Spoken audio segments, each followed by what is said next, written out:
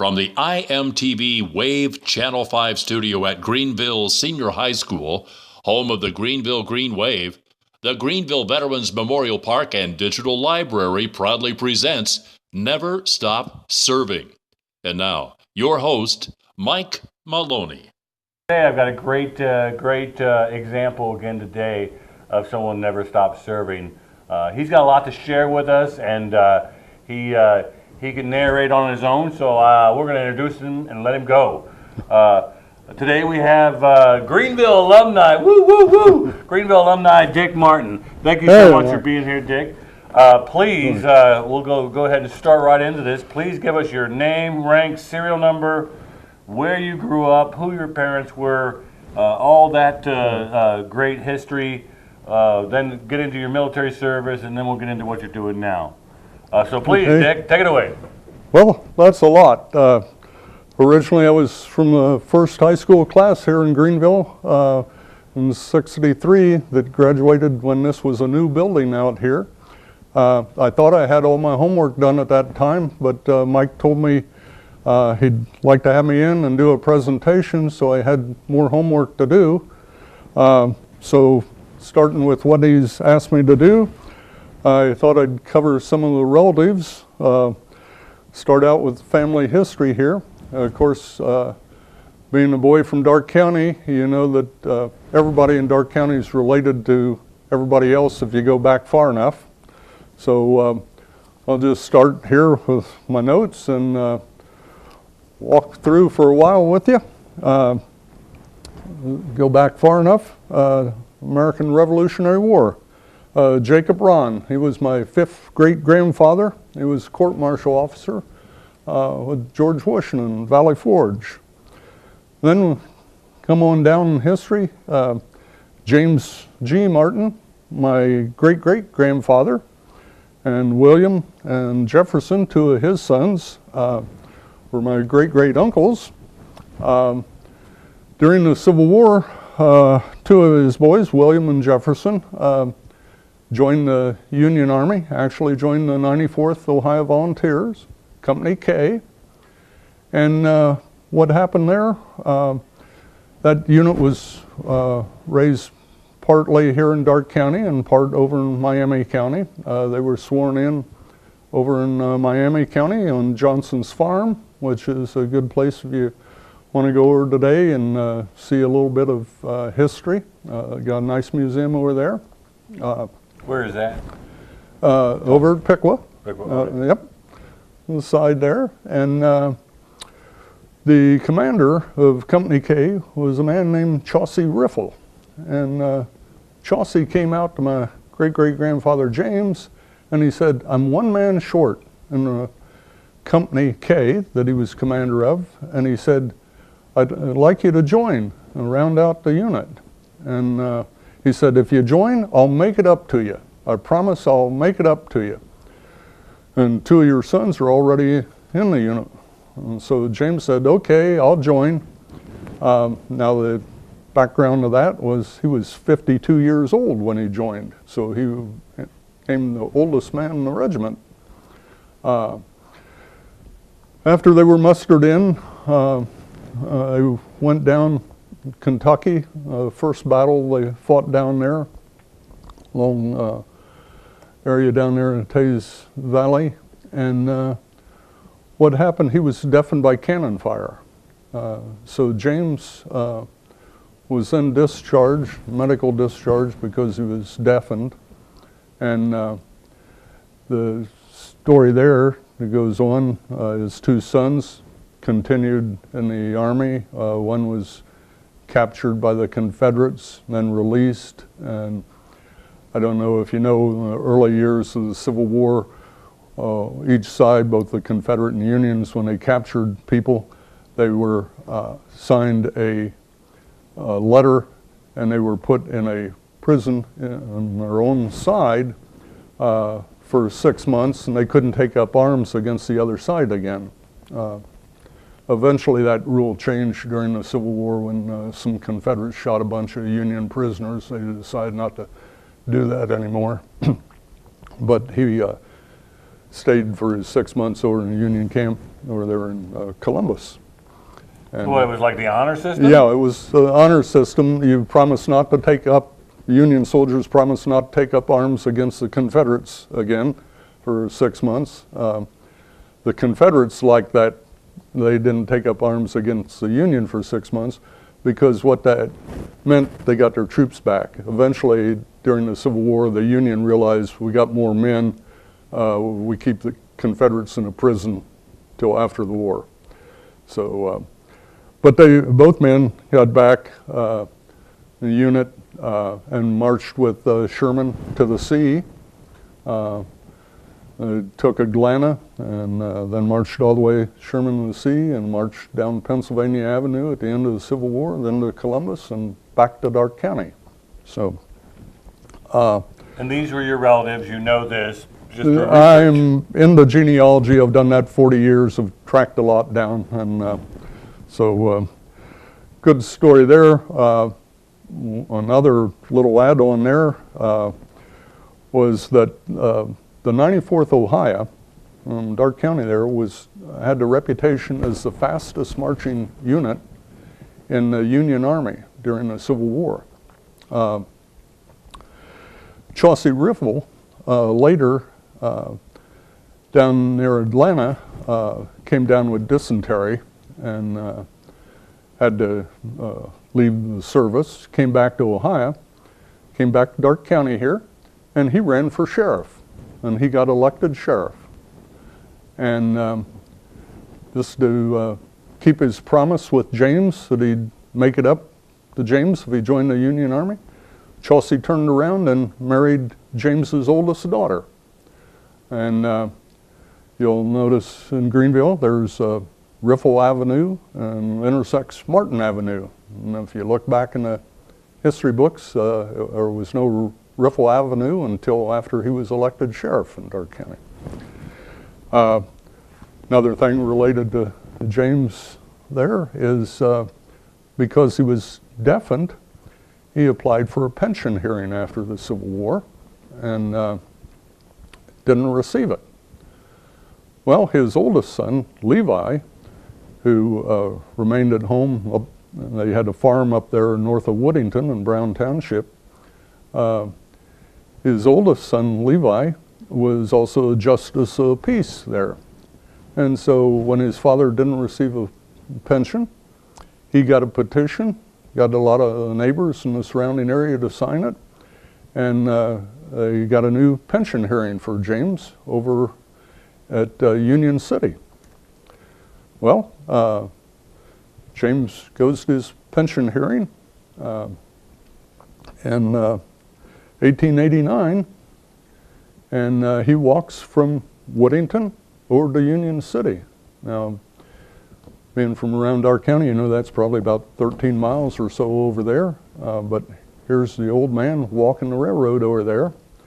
And when you read his obit, part of the obit is by the train engineer, and his statement is, "I saw the old man walking down the track. His hands were behind his back. I blew the whistle several times, but he didn't seem to hear me. And the train was almost on him. When I blew the whistle again, the old man turned around, threw up his hands, but the train hit him then and killed him."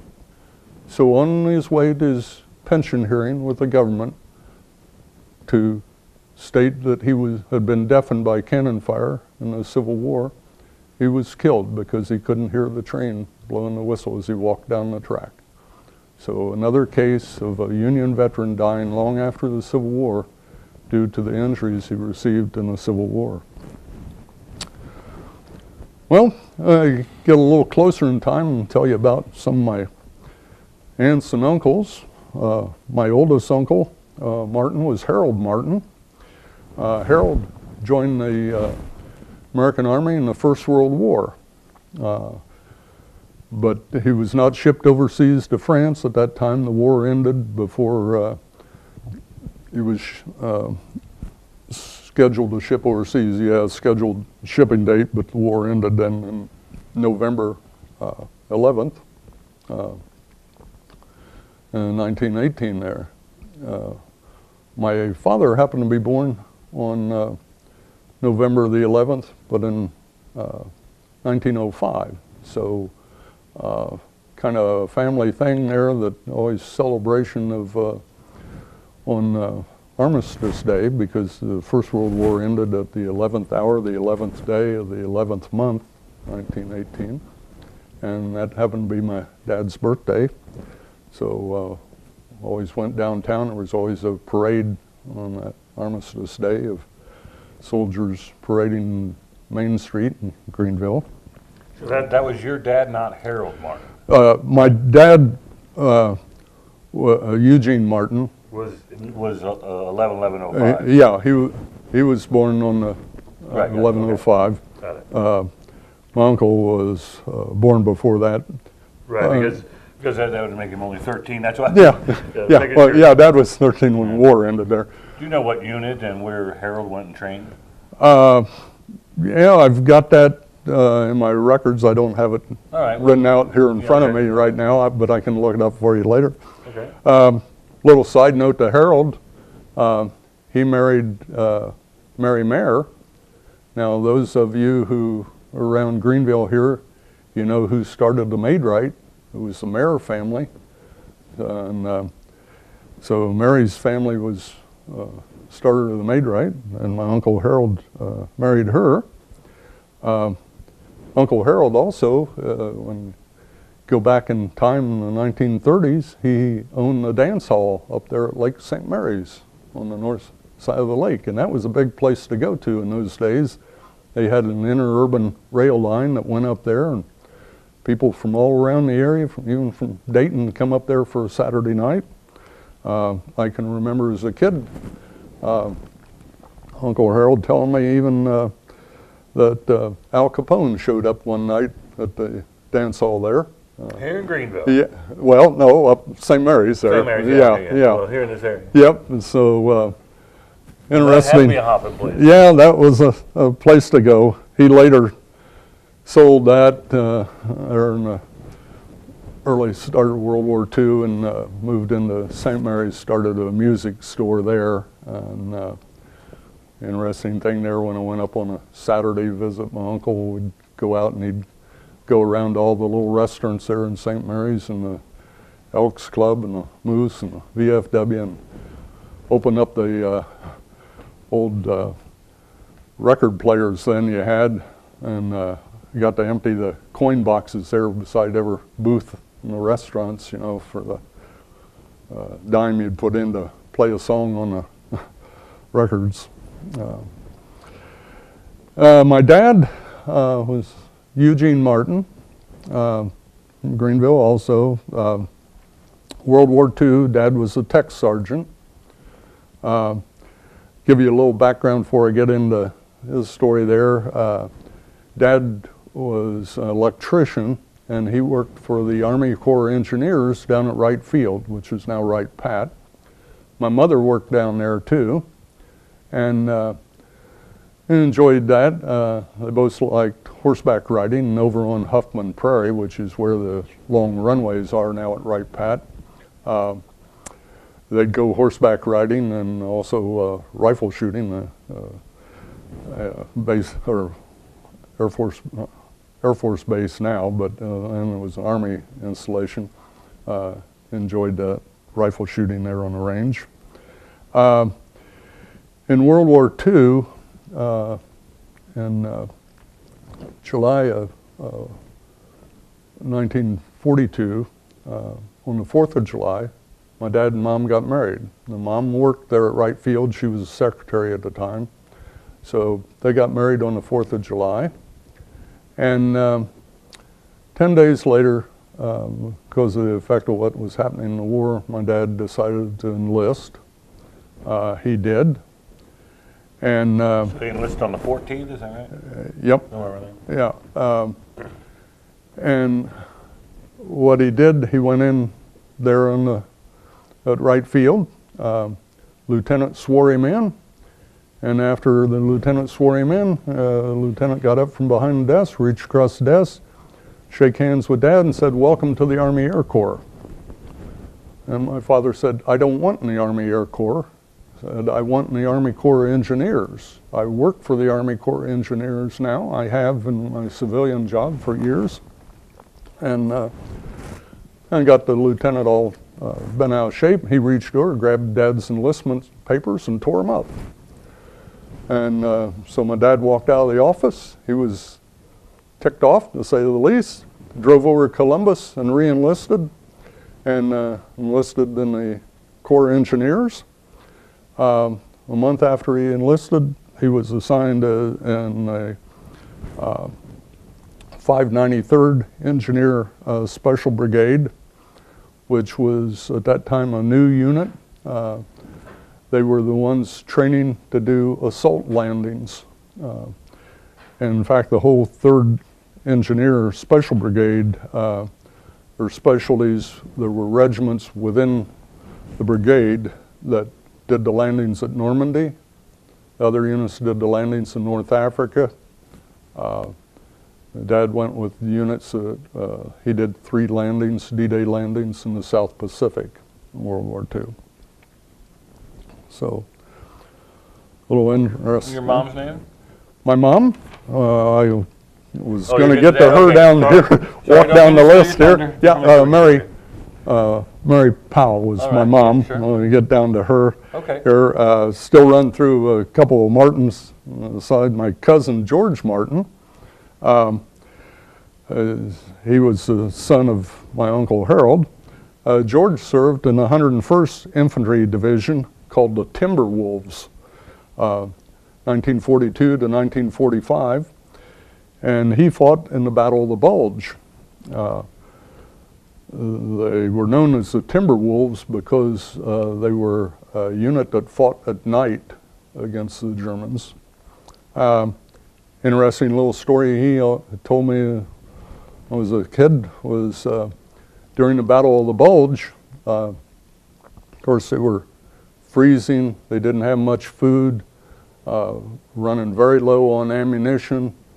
Of course, it was the middle of winter, the weather was bad, but one day it was a clear day, and so the Army Air Corps flew a bunch of planes over the area the Battle of the Bulge was taking place in, and dropped supplies out, and one of the supplies was mailbag, and so the guys in his unit all got little letters, and guess what the letter was that he got?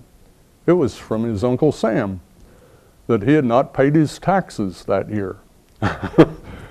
And actually, he did pay them, but what they did then, the guys in the Army, they had little payroll vouchers, and they stuck that in with their tax returns to pay their taxes. Well, all letters coming back from Europe were censored, and so somebody opened it and took the voucher to take the money out.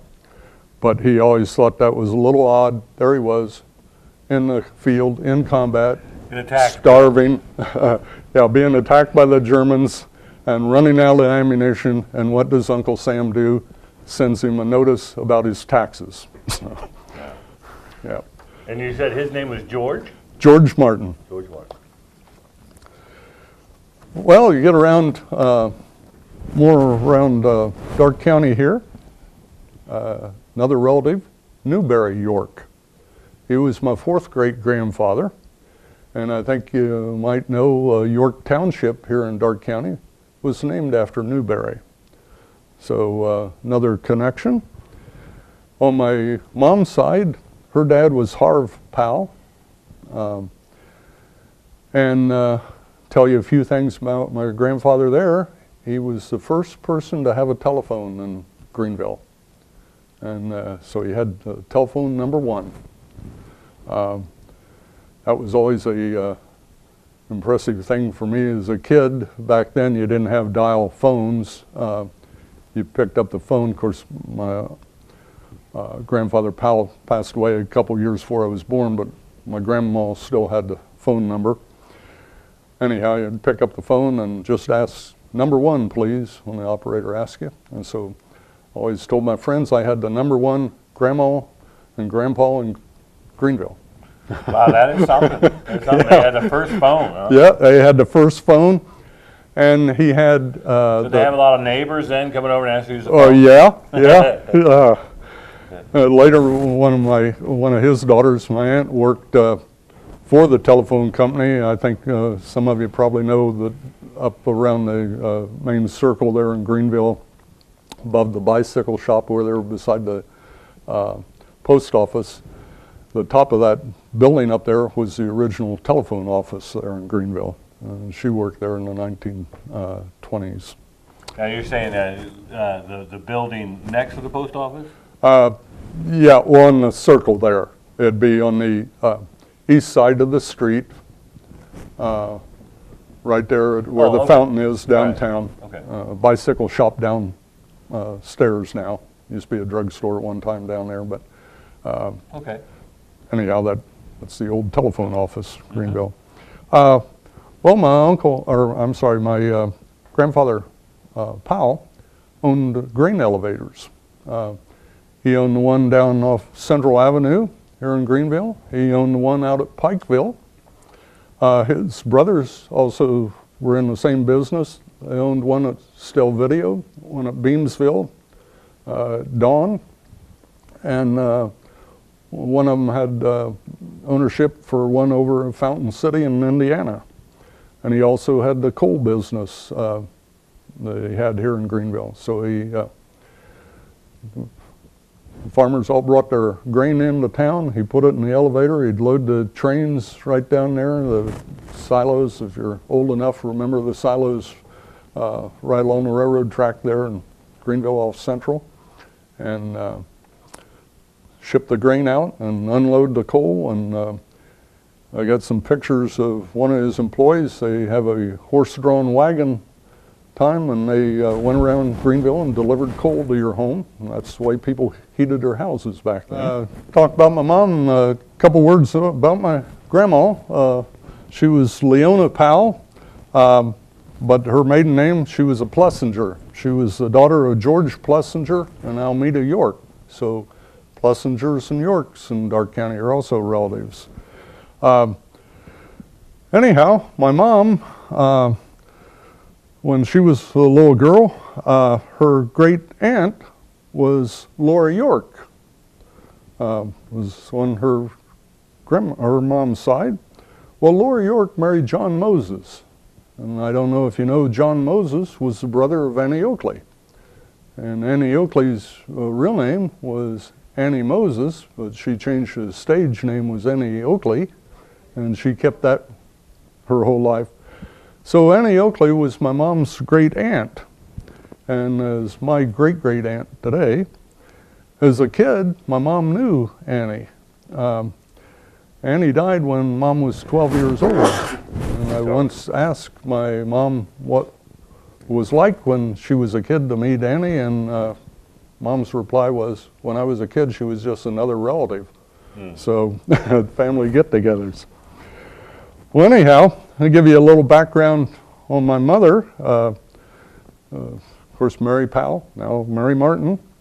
And she graduated from Greenville High School in 1932. And at that time, I got some pictures here later, you can see the Greenville High School rifle team. She was following her great aunt's Chenda. She got on the rifle team, one of the first girls on a rifle team. There were 3 other girls on the rifle team in 1932 at the time. But a number of years ago here, when my mom was in her 90s, she's now 102. But when I think she was about 98, the Greenville Advocate came down to do a story on her. Came out to the house. The newsman interviewer was related to Annie and talked to her and started talking to her. And Mom talked about The reporter was related to Annie? the reporter. No, the reporter wasn't related to Annie. The reporter knew that she was. Yeah. Okay, gotcha. Okay. And the reporter was going to do the story on Mom turned 98 then or 100, I forget which it was. And at the time also relate Annie. Well, Mom got talking about how she got into rifle shooting in high school, on the high school team. And the reporter started to ask about that. And said, well, what'd the high school team do?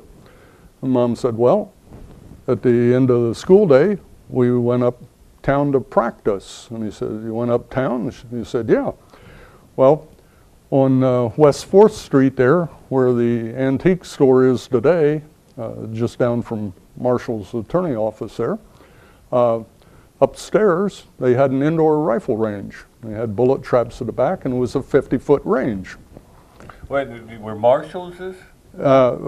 Just down from Marshall's, farther to the west there.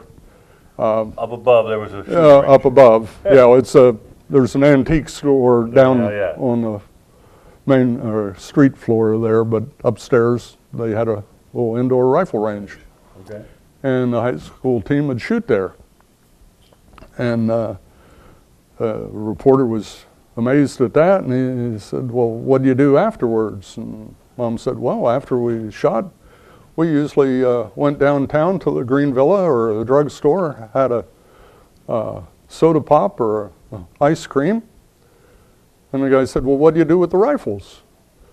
And Mom said, well, we threw them over our shoulder and took them down. He said, you did what? And she said, well, yeah, they had slings on them. And the newsman said, you mean there were 20 Greenville High School students walking around with rifles in downtown Greenville? And she said, well, yes, no problem. And different time. Yes. And so he said, well, what do you do then? And she said, well, then we went home and did our homework. And he said, well, what do you do with the rifles? And she said, well, the next day we took them back to school and put them in our school lockers. And he jumps and he says, you mean kids had rifles in their school lockers in high school? And Mom said, yes. They weren't ours, they belonged to the school. So we put them back in the lockers. So anyhow, amazing story then. Of course, there was no shootings in schools and all then. And so that's there must be an article in the Advocate, right? Yes, if you go back, there's... any idea on the date? But we can figure that out. Yeah, we can look that up here a little later, but... Yeah, we'll make sure we can get a hold of that. Okay, go ahead. Well, I've related my dad and mom working at Wright Field and horseback riding, rifle shoot. My dad, also in the 1930s, was a rifle shooter, and here in Greenville was the Annie Oakley rifle team. And my uncle Ralph Weebush shot on the team. Ralph and Dad went to high school together. My Uncle Ralph went to the University of Cincinnati and remained on the team a number of years, even after World War II and up into the 50s, 60s there. I can remember as a kid I'd go sometimes with my Uncle Ralph out shooting. And over on Wagner Avenue here in Greenville, where the old armory used to be before they built the new one, they had an indoor range and they would shoot there. In a period of time there, which the Annie Oakley rifle team there won the state, national, and world small bore gallery championships. And what year was this? I've got it on a photo, which I have to pull out here. I got some other paperwork here. I don't mean to interrupt. We could later. There's a picture of the Greenville High School rifle team. There it is. We'll make sure we get that one up on the big screen. Look, that's the junior high there, or I guess that's the high school. Yeah, at that time it was the high school. This is the high school. You were the first one in this building. Is that right? I was you're the first one in this building. Yeah. I did my freshman, sophomore, and junior year in what was the old building, and then the first year we were the first class to graduate out here.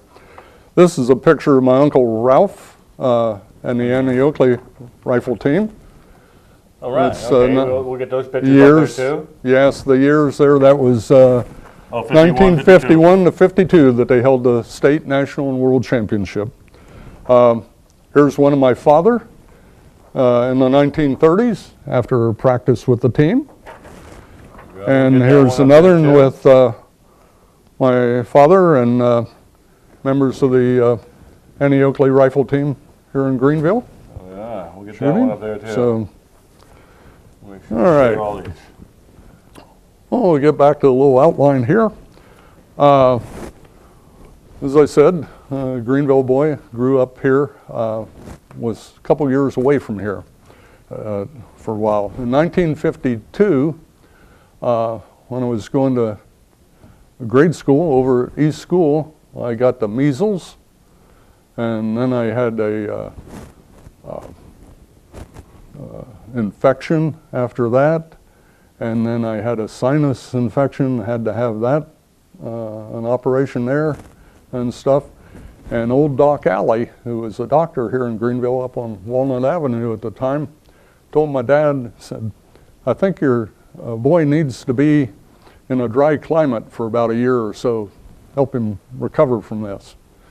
So my dad said, okay. Well, my dad at that time, we lived down on Gray Avenue. He had an electrical business. He sold his business, and we moved out to Texas. We moved to Odessa, Texas.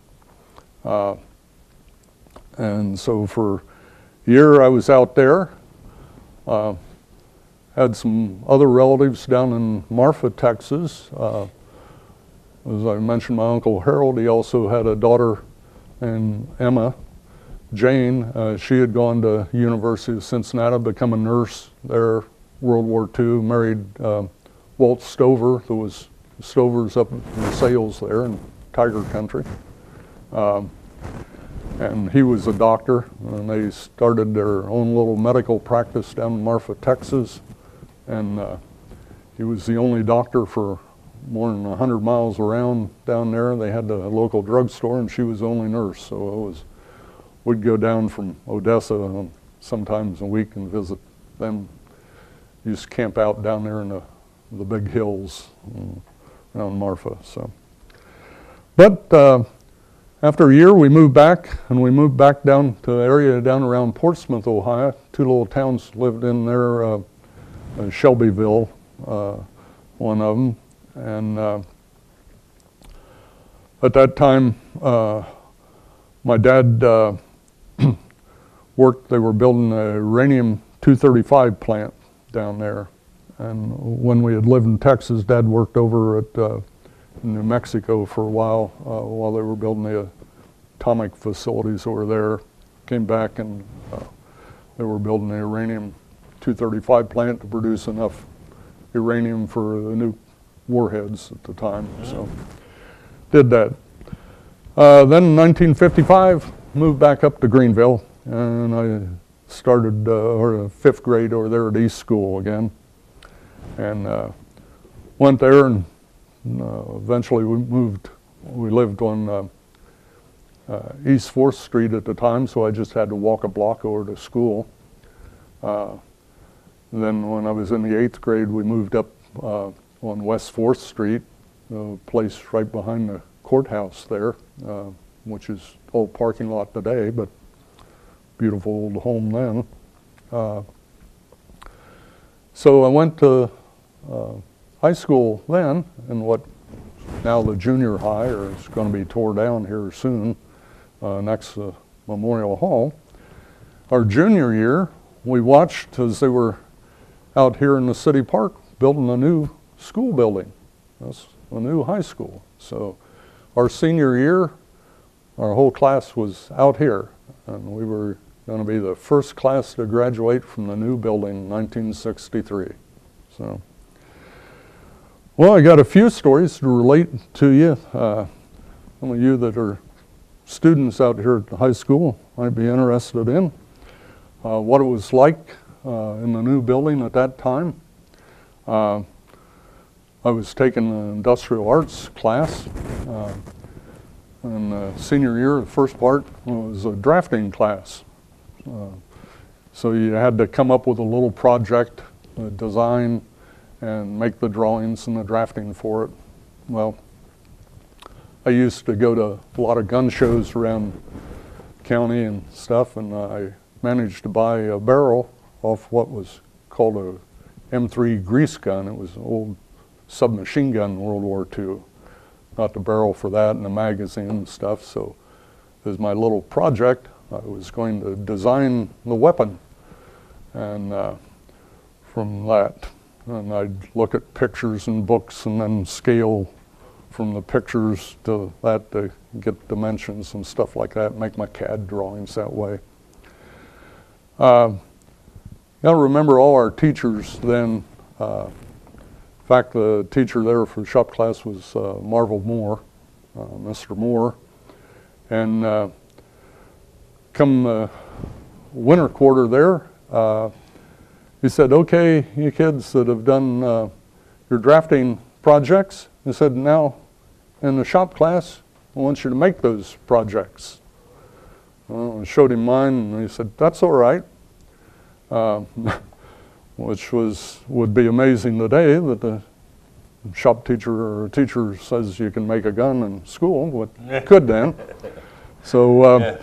in fact, it was quite a project. He even assigned a couple other classmates who their CAD drawings weren't so good to my project. So we machined the parts and stuff like that. And at the end of the program, was quite nice. I got an A. Got an A in school for making a nice gun. I didn't make it a full automatic machine gun. I made it a single shot. So. You got an A? Yeah, I got an A out of the project, so I was happy, and the other students were too. And what was that? That was 60, 61, It was 60? 1963 there. Oh, that was the yeah, year you yeah, that graduated? was his senior year. Okay. There. So you had industrial... Industrial arts, yeah. What room was that in the school? Do you know? Where were you? Do you remember? Well, I can walk around over here and find it. It's in the other building. I'm just curious. I'm sure this building wasn't built. No, this building was actually part of this building was still grass area, and down the end was a parking lot area. Right. So, So. well, I could run through a lot of teachers then, but I'm sure most of you today won't remember them. So why don't move on to some other things while I was still in high school out here. One of the things I did my senior year in high school was take flying lessons. And at that time, the Greenville Airport was right over close here where McDonald's is today and where the Walmart is.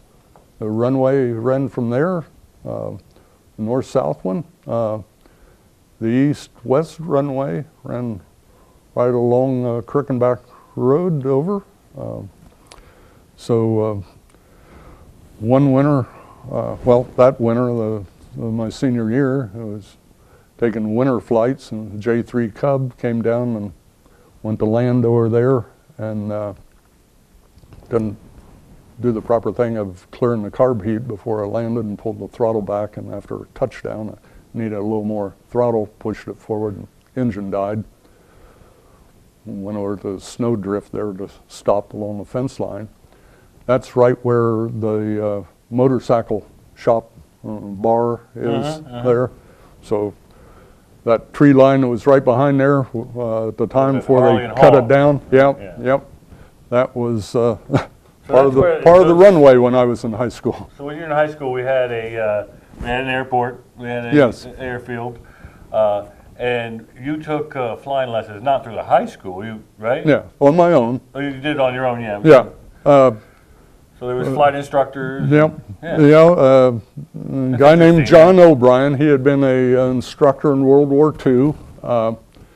He was my instructor out there. In fact, he owned the airport grounds. A lot of little things you learn then that you probably wouldn't learn now. Always, when you want to make a landing, you land into the wind.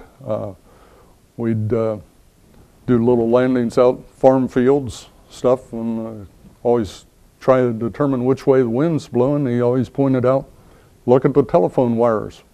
Which way are the birds facing on the wire? Birds always cling on a wire facing into the wind. So they face into the wind. They face into the wind. So Didn't know that? Yep, it's a little trick to be able to recognize the wind from some altitude up. So obviously your flying school got you into the military thing. Yeah, eventually got me interested in the Air Force. Okay. Yeah. So anyhow, after graduation there, I started college, and I started at the University of Cincinnati in the fall of 1963. Started down there because my Uncle Ralph had been engineer, graduated in engineer. He was also a radio ham. He was one of the first radio hams in the nation at the time. The story then, when I was taking a science class down there, I asked him what kind of classes he was taking in the same building at the time, because that was 1925 for him. And he told me he took one in glass blowing. And I thought, what? And then you're taking up engineering and you're taking a class in glass blowing? And he said, well, yes. He said, you don't think we went to a store and just bought electronic tubes for the transmitters and the radios then? Yeah. We made them. Yeah. So they designed the grid for the tube and stuff, and then they blew the glass and made it. That was one of their college classes at the time. So a couple of stories relate to college for any of you students out there that's going to be graduating this year. And want to remember that it's a little different going to high school. When you're going to college, okay, you are a customer. You are paying the prof for what he's presenting to you, okay? Now, that prof's been given that same lecture for anywhere 10 to 20 years, so it's just a routine for him to do it over and over. But you want to kind of look in the background of them and see which ones, so you get the most for your money. Okay, I'll tell you some incidents of my going to school down there. One class, I had a prof start of the quarter, gave us a big sheet of paper with a bunch of books to read for that quarter. And I thought, wow, all these? Well, I went over to the library the next day on campus there, started looking. Some of the books were 1 inch, 2 inches thick, and I thought, oh my, by the time other students in the class start to get these, I may not be able to check out all these books during the quarter. So I checked out a stack of them, and that afternoon was the class. So I'm packing all these books, and I go into the class and set them down on my desk. I was in the front row there, and the other students in the class look at me and say, Dick, what's all those books? And I said, this is what the prof wants us to read, all these. And they said, wow. Well, a couple minutes later, the professor walks into the class, looking around. He looks over and he sees I got that stack of books, and he says, I see you have all the books I require. He said, you got an A for the class. Well, yeah, right. Well, at the end of the quarter, I did get an A, and I hadn't read all the books yet. So, got to watch what you're doing there with some. Give you another example there from UC. The thing that did kind of change my course of activities and had a bearing on my life. One was drop back to another case with a prof once here. Had one, which was a good class. We had a large class in the student center there, a couple hundred students, and then during the week you broke out and went to the individual session by a different prof.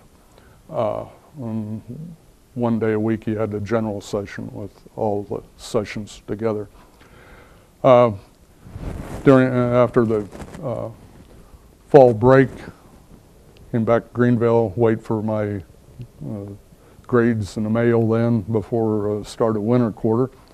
Opened it up, and I got this grade from this prof, but I failed the class. And I thought, what? That can't be possible. I'm the #1 student in his class. So we had telephone number 1. yeah, that's right.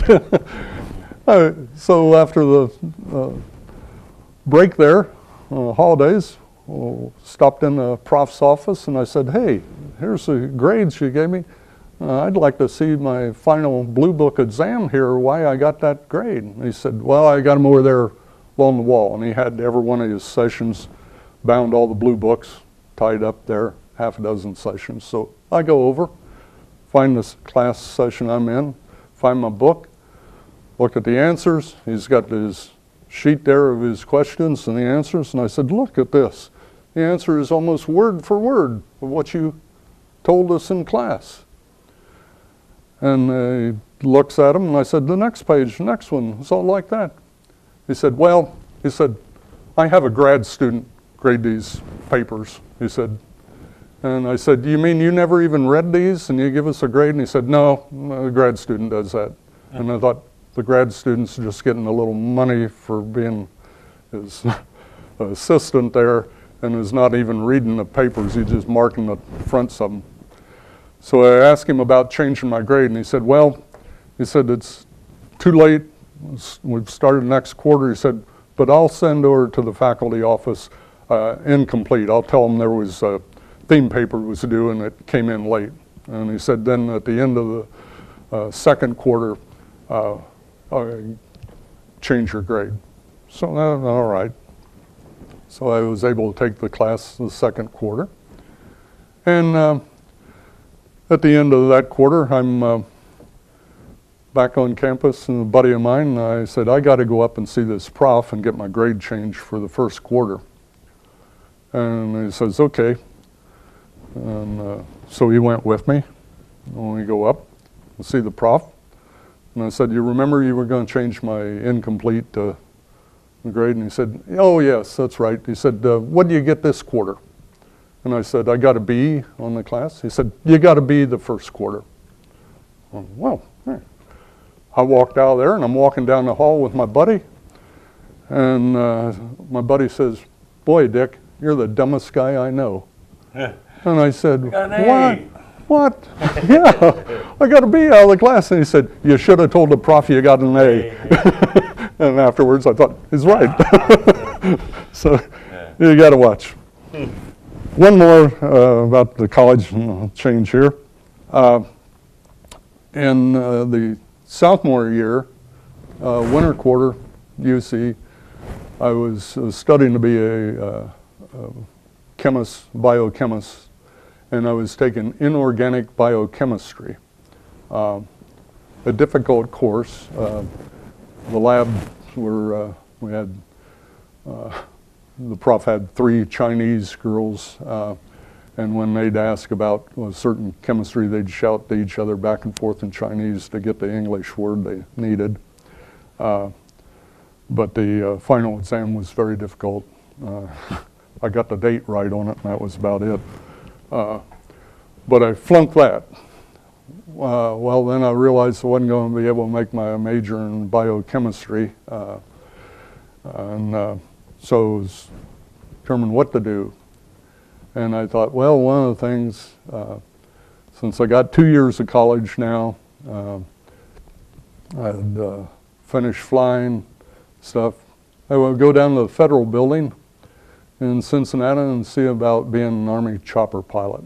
You gotta remember these were the days of Vietnam, and they were really trying to get a lot of chopper pilots.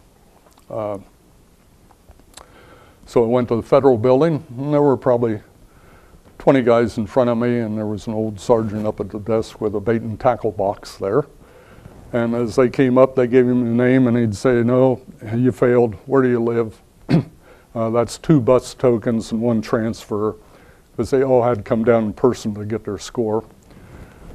All 20 of them, by the time I got up, I was the only guy at the end of the line, got up there, and he looked up at me and he said, and what do you want? And I said, I want to be in the Army. I'd like to be a chopper pilot. I said, I've got 2 years of college. which was a requirement to be a warrant officer. And I said, I've completed flight training in high school. And he said, oh, okay. And he reaches below and he gives me a little brochure. And I said, that's it? And he said, yeah, that's all I got.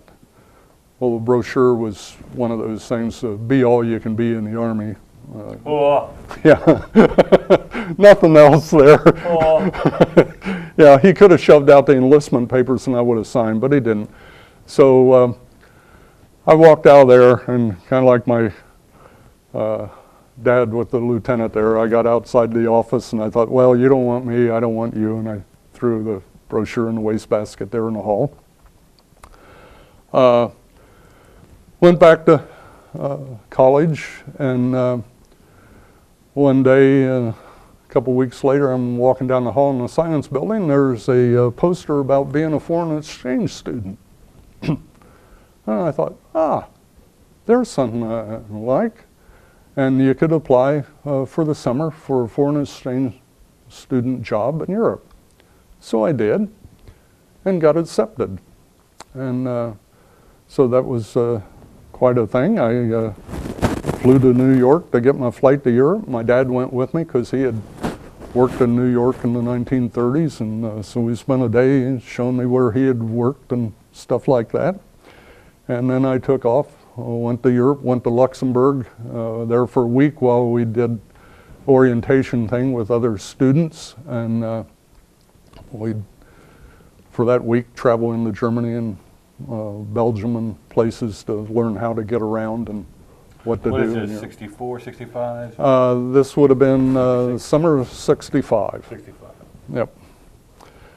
So, did that, and at the end of the week, we all got on our trains to go to our jobs over Europe, and mine was near a little town of Itzehoe up in northern Germany, and work on a farm. And got up there, and they picked me up at Hamburg at the train station, and we drove up to their farm, and so I started my summer job working on a farm there. They raised their grain there for seed on this particular farm, so it always had to be 100% pure. No other seeds in the thing. So each day you'd get out and walk the fields, and if you were in a field of rye and there was some barley there, you had to pull it up and twist it and down. Well, you can only do hand's length each side, and you're walking. So hundreds and hundreds of acres of fields, hectares, not acres in Germany, but all the hectares. And so it makes long days. However, things I learned was they have, the Germans take a tea break at 10 o'clock, just like the English do. That surprised me. And so every day at 10 we'd come into the house there and have tea. And then in the afternoon at between 2 and 3, they also have another break. But the food there was quite different. Oh, Yes, yes. I do not like fat. In fact, a piece of bacon that's got fat on I normally peel off. But the meals in the evening consisted of one big square piece of fat set on the center of the table. You had a little cutting board beside your table. You cut off a 1-inch piece, put it on the board, chop it into little cubes, so like little bouillon cubes, just square pieces of fat.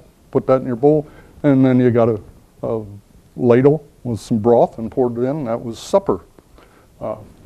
Broth and chunks of fat.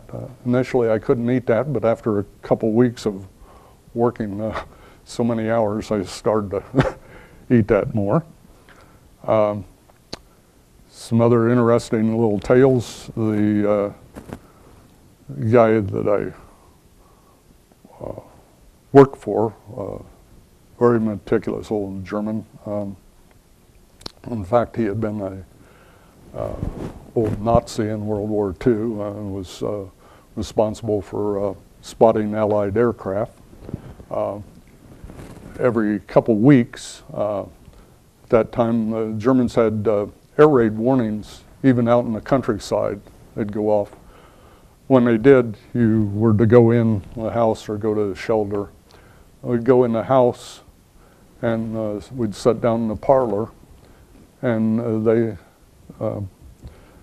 Mr. Kluver and his wife would sit there on the couch, and they would not say a word for the half hour that the air raid was going on. I once asked their son, Hans, who spoke good English and was a good buddy, why his parents acted that way. And he said, well, Dick, they remember the nights of the American bombers bombing Hamburg, which was some 30 miles away, and the sky was all lit. You could sit here in our living room, and it was bright as could be from the fires, and so that had an impression on them even in the 1960s there.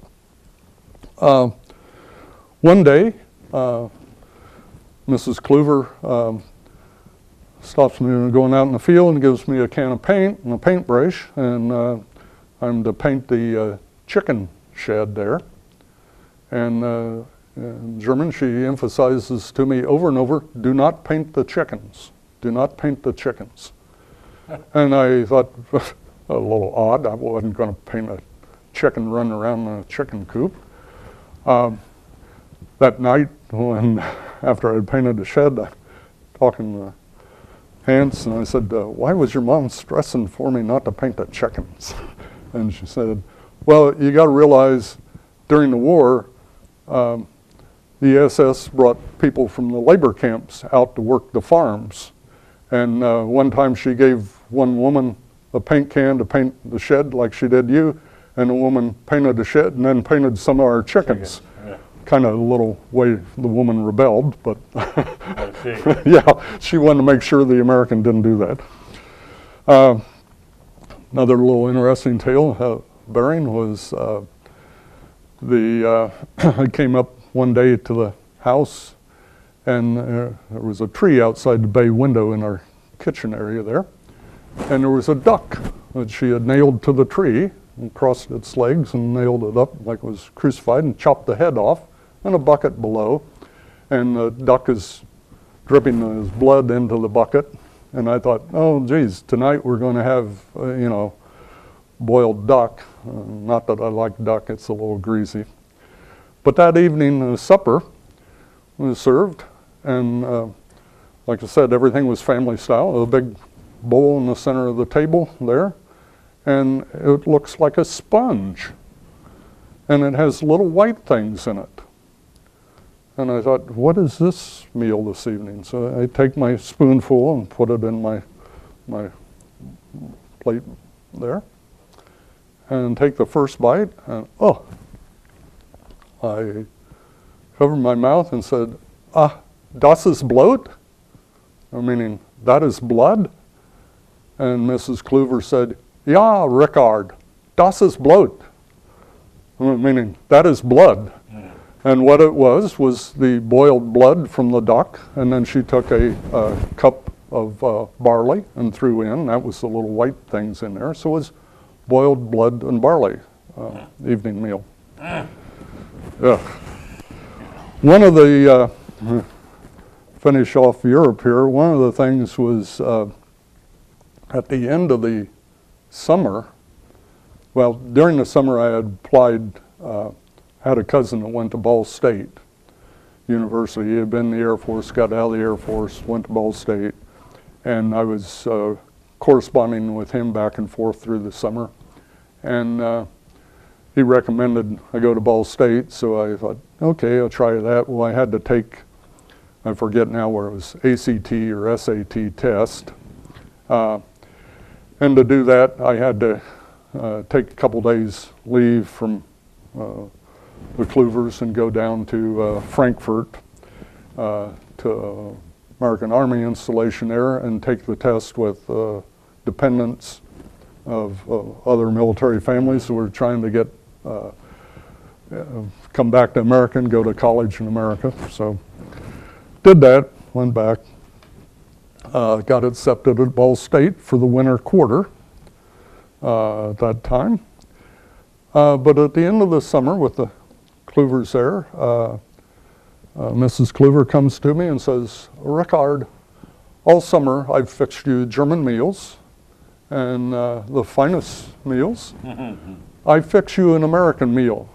What would you like as an American meal? And I told her, I said, well, I come from a little county seat, Greenville, in Darke County, and I said, in the summer, the things I like there, farm country, is corn on the cob. And when I mentioned corn on the cob, she goes, ah, Rickard, das ist hog food. And I was surprised. So now the American has passed up the fine boiled blood and fat, and he wants to eat hog food at the end of the summer. Well, On the cob. yeah, she did go out and find some sweet corn, and that evening I showed them how you put the prongs in and salt and pepper and butter it and ate it, and they really loved it. Initially, when I had mentioned the corn on the cob, I said, don't Germans eat corn on the cob? And her reply was, well, maybe down in Bavaria they do, which people in northern Germany kind of view the people in Bavaria like you would view hillbillies or something down south. Right. So that was a little different then. So, okay. What I did after there, I had a month yet in Germany, and I toured around Europe. There's a thing students do. You got to understand school schedule in Europe. You don't go all year and then have a summer break. They have their breaks throughout the year so that parents can vacation with their kids in the fall, in the winter, in the spring, in the summer. So they break up the school year. Kids all over Europe hitchhike one town to another and stay at what's called youth hostels. Very nice youth hostels. Always have a couple rooms for the guys, a couple for the girls. You guys end up having to clean the place up next morning. When you check in, you give them your youth hostel pass. You do your cleanup, you get a free breakfast. Girls usually do the laundry and stuff like that. And then you're off, and it gives you a chance to meet other students that are moving about Europe and stuff like that. So for that summer, I went to Berlin. I went over to the East Berlin. Berlin Wall was up at that time. And we're still in 65, 66? That's still the end of the summer of 65. Right. Come back, I hitchhiked up to Belgium, Holland, France, Paris, up to London, went up to Scotland, to Edinburgh and all. Excuse me, came back to Greenville, and at that time worked out at Corning there for a number of weeks before the winter session at Ball State started. I came back winter quarter, then started at Ball State, made up some classes I needed to that winter quarter. And in the spring, I applied for ROTC there. They had gone from a 4-year ROTC program to just a 2-year. The 4-year, usually the first 2 years, a lot of students took it because you could count the first 2 years towards your phys ed course credits. The last 2 years, you were technically in the Air Force Reserve. If you happened to flunk out then, you went right in the Air Force. So anyhow, I went to the Professor of Air Science, Ball State. He had 1 slot left, the junior class. They only had 2 slots for each class because students who were already enrolled got the other positions. He asked me why I wanted to be in the Air Force. I told him I wanted to be an Air Force officer. He said, again, why do you want? I said, I want to be an Air Force officer. He did that about 3 times, finally got up from behind his desk, and the old colonel came around, shook hands with me, and said, you got the slot, don't disappoint me. So, remember that well, don't you? yes, I do. The summer of '66, went off to Gunner Air Force Base and did my field camp and training, basic training. Then came back to campus in the fall, and the professor of air science is looking over my records, and he said, well, I see academically you did very well, but he said, I see you're not very coordinated on marching. And I said, no, that's why I didn't play basketball in high school or anything else. He said, well, I got the perfect job for you, help with your coordination. I'm going to make you the assistant commander of the girls' drill team, the Marching Mademoiselles on Angel Flight. Now, for those of you who don't know, Angel Flight is the girls' honorary to Arnold Air Society. Arnold Air Society is the honorary society within ROTC. So 4 nights a week, my junior year was after classes, spend an hour or so drill on the floor there in the gym. They bring the bleachers down. There was always 15, 20 guys there to watch the women march every evening. And we competed with other universities, Purdue, and Indiana State, things like that, and drills. And also got to compete in Washington, D.C., and went to, I represented Arnold Air Society in New York City at the time, went there. That even made the local Greenville newspaper at the time. So a lot of other stories there, but since we're running a little low on time, I cut some of them out for you. Okay. Well, we're going to close this up for right now. This is part 1 of Richard Martin. Great information on Greenville, great information on Germany. I love some of them stories. And we'll call this part 1. Part 2 will be next. Thank you guys for watching. Go ahead. Yeah, did you say? I was going to say in part 2, I'll include, I was commissioned at Ball State, then the assignments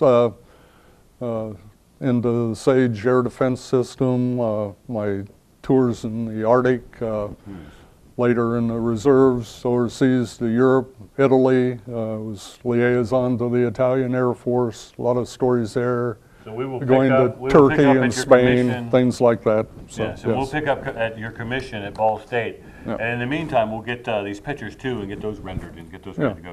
Thank you so much, Dick. Okay. To be continued. Appreciate it, everybody, for watching. Appreciate it.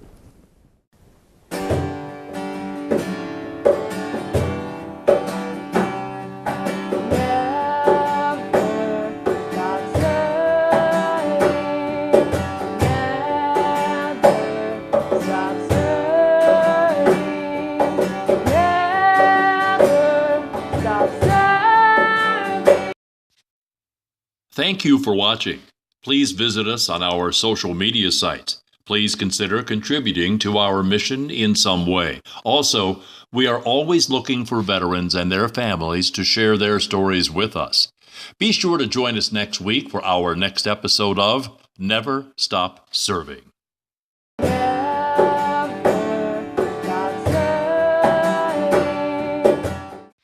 From the IMTV Wave Channel 5 studio at Greenville Senior High School, home of the Greenville Green Wave, the Greenville Veterans Memorial Park and Digital Library proudly presents Never Stop Serving.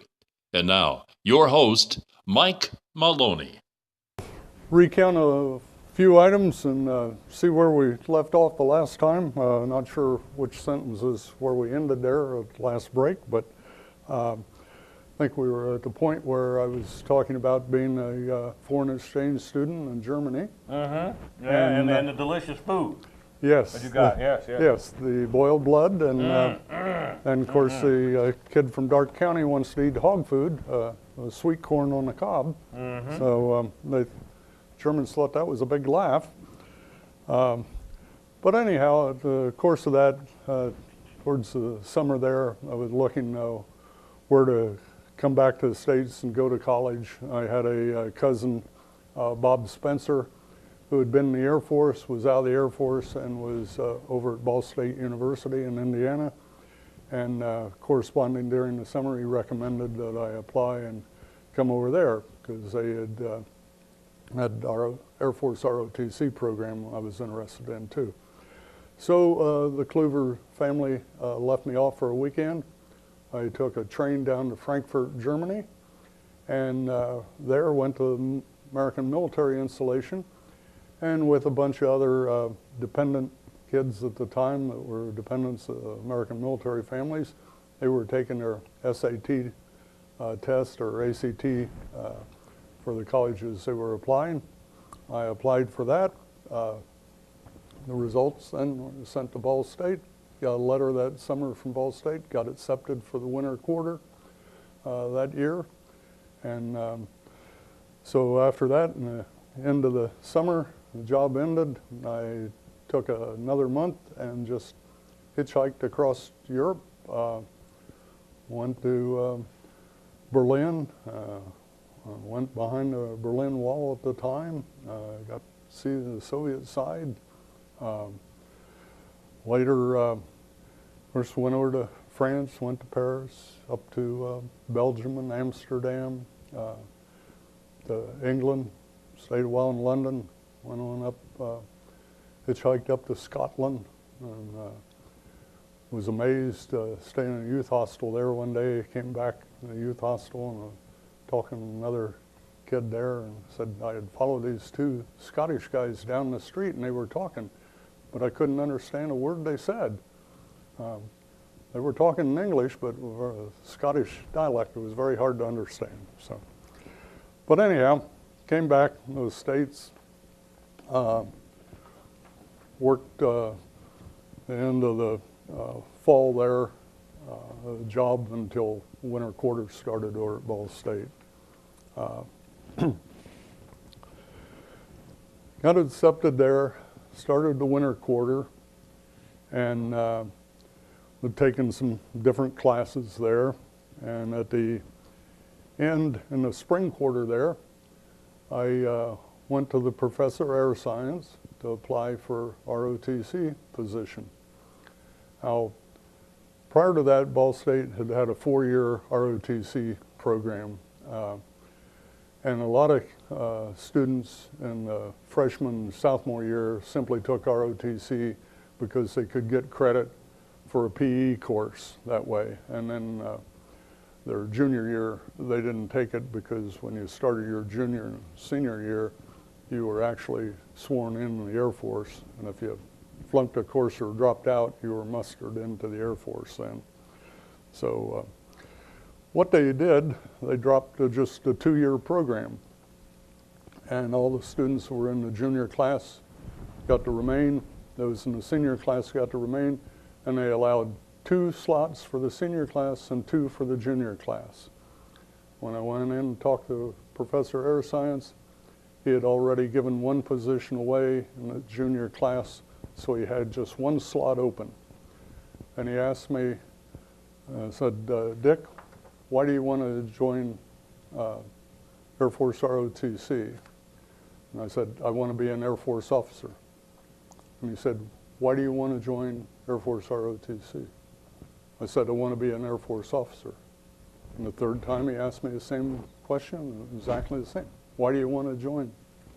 I said, because I want to be an Air Force officer. He got up from behind his desk, came around, put his arm on my shoulder and said, you got the position. Don't disappoint me. And so that summer, I was off to basic training down at Gunter Air Force Base in Alabama. And that was quite an eye-opener. I can remember driving down Alabama, and there in the town, the traffic light, I stopped, and these kids were walking across the street in front of the car, and they looked down and saw I had an Ohio license plate on the car. And they turned to me and they start shouting at me, Yankee, go home.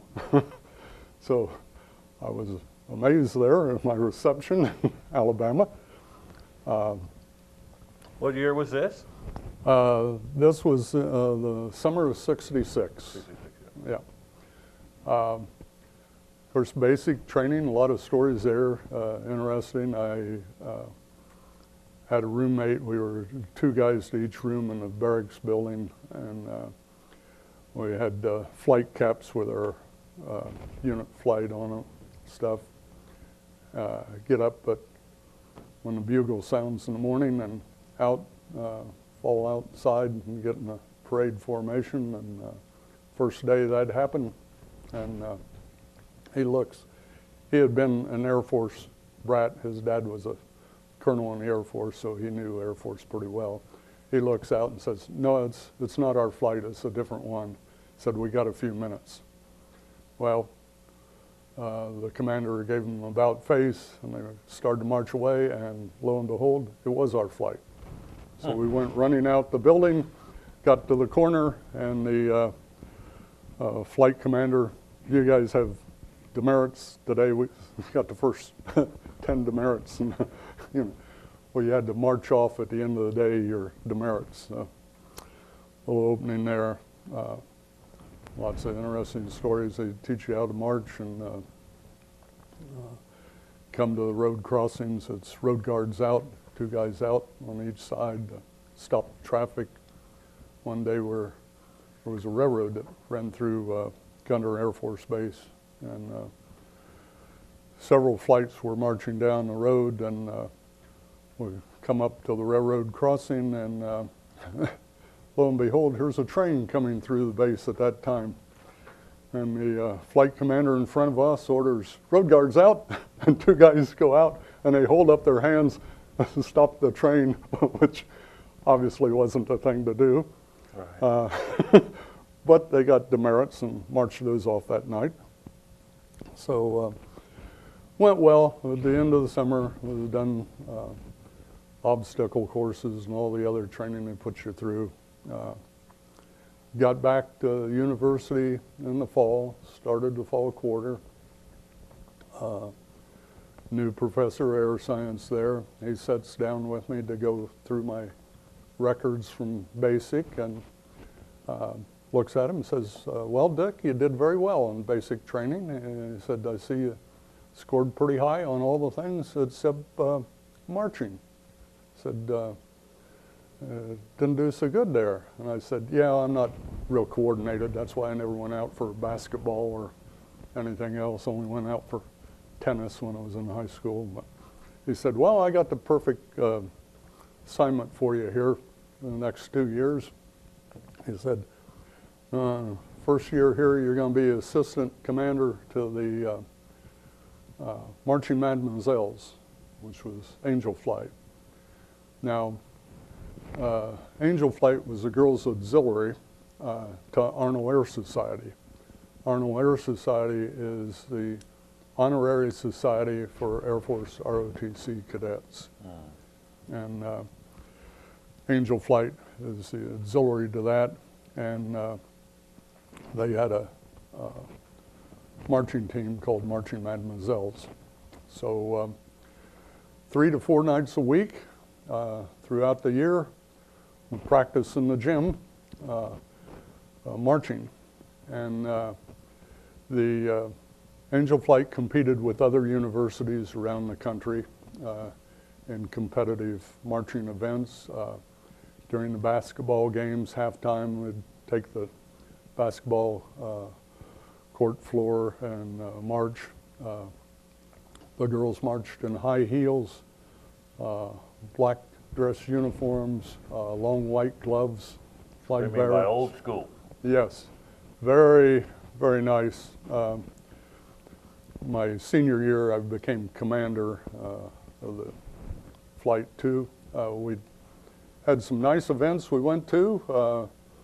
We marched in Washington, D.C. in the parade down in front of the White House, and Arnold Air Society National Conclave was held in New York senior year. Representative for that, along with the Angel Flight went. The Air Force provided an airplane, and about 30 of us all flew to New York and had a great time. A little side story, I don't know where you want to put it in or not. No, let's put it in. It's good. Okay. When I was first at Ball State, I lived off campus till got a dorm assignment. My roommate was also in ROTC with me, and 2 other guys in ROTC. But one day, I was going through the admin building on campus, and on the bulletin board there was an ad for house rental just off campus, 2 blocks off. And lo and behold, the director, or the person renting it, happened to be the director there of the dorm I was in. So went down and talked to him, and I said, geez, I see you got a place off campus. I'd like to rent a house and move out of the dorm. And he said, no. He said, I only rent the faculty. He said, I have 11 houses around campus, and only rent to them. And he said, I have to live in the dorm because I'm dorm director, but the houses are all rental. I said, well, let me talk to some friends. I think I got an approach you might like. So I talked to my roommate and 2 other guys in ROTC, and came back to him and said, tell you what we're paying the university for our dorm, we'll give you that same amount. And from the 4 of us, that's more than what you're asking for the rental, you rent to us. And he thought, way to make money. So he rented us a house off campus, which was kind of nice. And one of the things later, following year, when we go to New York City, one of the little things he had at that time was a membership in the Playboy Club in New York City. So he gave him a card and he said, here, use that. Back in the day when that was very fancy. Yes, very fancy. And he got the points. Well, in New York, on an evening there, asked several of the girls in Angel Flight, how many of you want to go over there? Oh, yeah. So about 15 of the girls. So walk into Playboy Club in New York City with 15 girls on the arm, and people look around like, who is that? Is that somebody from Hollywood? Who's this? All those women there? That's great. See, that's a good side story. Okay, well, telling you the stories there at Ball State, we come down to the point where it's graduation time, and I'm commissioned as 2nd lieutenant on May 26, 1968 at Ball State. Butter bar lieutenant. Yep, got my little gold bar. But related to that, there's another story here which I'd like to cover with you and give you a little background. At that time, flip page back here to get the details correct. When I was commissioned 68, I had a degree in earth science, and I was looking forward at that time to attending Air Intelligence School because I wanted to get my AFSC. Now that's the Air Force Specialty Code. That's what you're trained as. That's what type of officer you become. And I won the AFSC as an intel officer. At the time I graduated and got my commission, Ball State was the only state university nationwide that offered Air Force ROTC plus a degree in earth science with multiple classes in aerial mapping, aerial photography, aerial interpretation, and Soviet history classes, all of which at the time were listed as prerequisites to being an air intelligence officer. So having applied for it, I felt very lucky since I was the only Air Force cadet in the nation at that time of the commission that had taken all those classes. Plus I had taken flying lessons in high school here and soloed my senior year. Then after graduation from college, we all went home to await our assignments. After several weeks, the Air Force commander or ROTC on campus requested that several of us return to campus.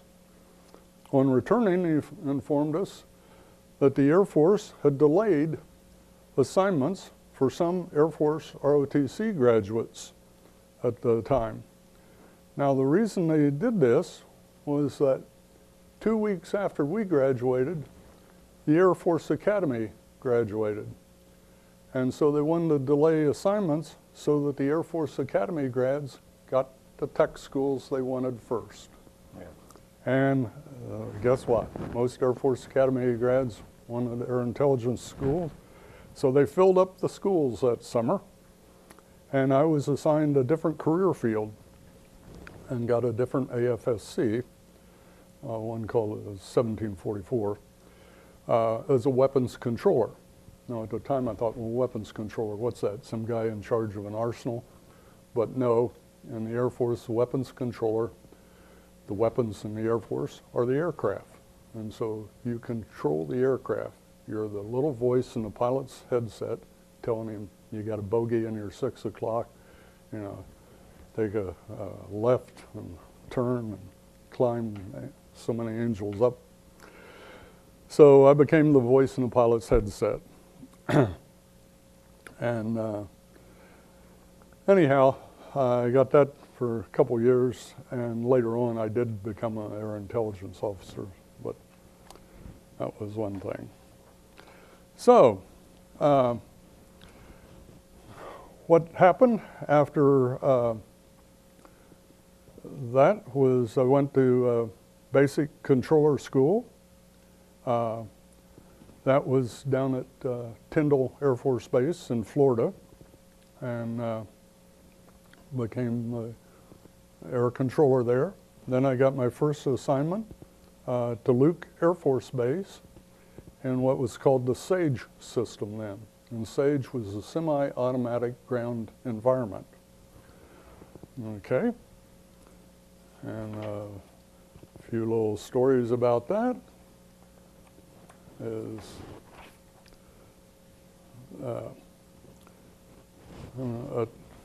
after basic in Florida, I go out to Arizona and became aircraft weapons controller there in the SAGE system. And the SAGE system at the time was a large computer system.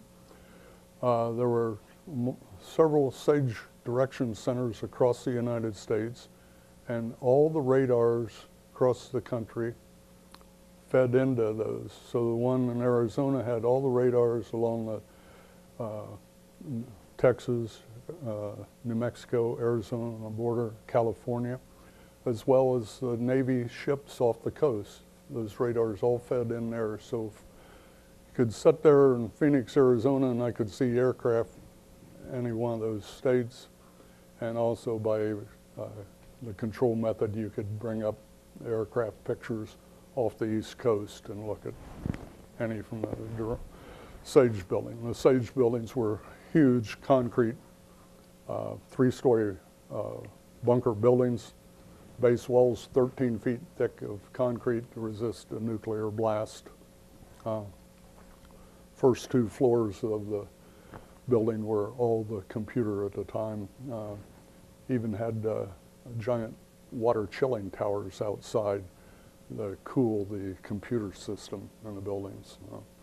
Top floor was the dark room and your electronic scopes, which were quite big, and you had a tech beside you you had a whole console of just radio frequencies and stuff, and you had a laser light gun that you'd shoot at the scope, and it would take the symbology off the scope and digitize it, and the computer would work intercept logic from that. Well, a little story here once. When I was at Luke, one evening in 1970, I happened to be controlling 4 South Korean fighter pilots. Now, the South Koreans came over the United States, came down to Luke to do training missions with the Air Force. And in fact, the German Luftwaffe also had aircraft at Luke. They did flight training there because it's hard to fly in the wintertime in Germany and all, and here they could fly year-round. This is 1970? This is 1970. So anyhow, that evening I've got these 4 South Korean pilots training them, and we detect a Mexican drug runner flying across the border. So I divert the South Korean pilots to intercept it. I still remember their great surprise as they went from a training mission to a live intercept mission in America. And we pursued the drug runner. They were able to force him down in the Arizona desert and circle him until the U.S. Border Patrol was able to arrive and arrest the drug dealer and confiscate the aircraft. Out of the thousands and thousands of flight missions I've controlled over my career, that night strikes home even today as South Korean pilots stopping intrusion of American airspace by Mexican drug runners. Folks, that was 47 years ago, and the situation continues even to this day. The South Korean pilots do a very good job in defending their border with North Korea. And so sometimes I think maybe we should ask them to come back and help defend our borders. So I thought that was an interesting event. In fact, I even wrote that up one time a number of years ago, and they published it in the Wall Street Journal. It was a follow-up story on the border. Also, during my time at Luke, I did cross-training missions. I went NORAD up to Cheyenne Mountain, go down in the mountain there, see operations there, which is where at the time the United States would control the NORAD in defense of North America in case of a nuclear war. Great place if you like working inside a bank vault because you enter several airlock doors. You work in a chamber with a 4 or 5 foot thick steel door. The building underground is on huge springs that are 4 or 5 feet high so that the nuclear blast against the mountains outside won't shake you up. It's quite a sight in there. Also went over to California to naval operations in San Diego, went aboard naval aircraft carriers, learn about how the Navy controls their flight operations off carriers. Later that year, I had an incident where some Navy fighter pilots had been out over the ocean on a mission, training mission, and they lost one of their aircraft. Couldn't pick him up on the radio and radar, and they all went back. He managed to come up on the guard frequency, and I talked to him, had him squawking on his aircraft, and got his signal, got him located. It was a couple hundred miles out off the California coast, lost in the clouds in the area there. Some of his nav system went out on his aircraft. But I gave him vectors, got him back home. He said, well, this evening you come down to the club. They said, I'll buy you a drink for saving my life here. And I said, well, I won't be able to get down to the club. And he said, why not? And I said, well, I'm in Arizona. Yeah. And he said, what? How can that be? How can you be in Arizona and here I'm out over the Pacific Ocean, you control me? I said, well, radar signals are fed into this building, so maybe we'll see it. But very interesting occasion at the time. So, back on down at Luke, after we spent a year or about 15 months, as I remember there, you were up for your next duty assignment, and I volunteered for Vietnam at that time, to be a forward air controller there. In fact, I submitted my request 3 times, and there was another fellow on my crew. Time he submitted one for the Arctic, and lo and behold, our assignments came through, and I got the Arctic, and he got Vietnam. What was it, 71, 72? Yeah, well, 70, I think. into 70. Into 70. Yeah. So I went down, filed a complaint with the IG about that, and the IG lost my complaint, so I filed another. And They lost your complaint. Yeah, I filed a complaint with the IG Shocking. about why they didn't respond to their first claim. But finally ended up, talked with the Air Division commander, and he said, well, Dick, he said, I understand the situation. He said, I'll put you with the first sergeant of the Air Division, and he has contacts down at Randolph on the assignments, and see what can work out. So I went down. First sergeant of the Air Division sits down with me, and he says, well, I'll call Randolph, I'll call the assignments. And he said, you can pick up that phone there and listen in. But he said, don't say a word, because if he knows I got somebody listening in, I'll lose my rapport with that guy, and he'll never talk to me again.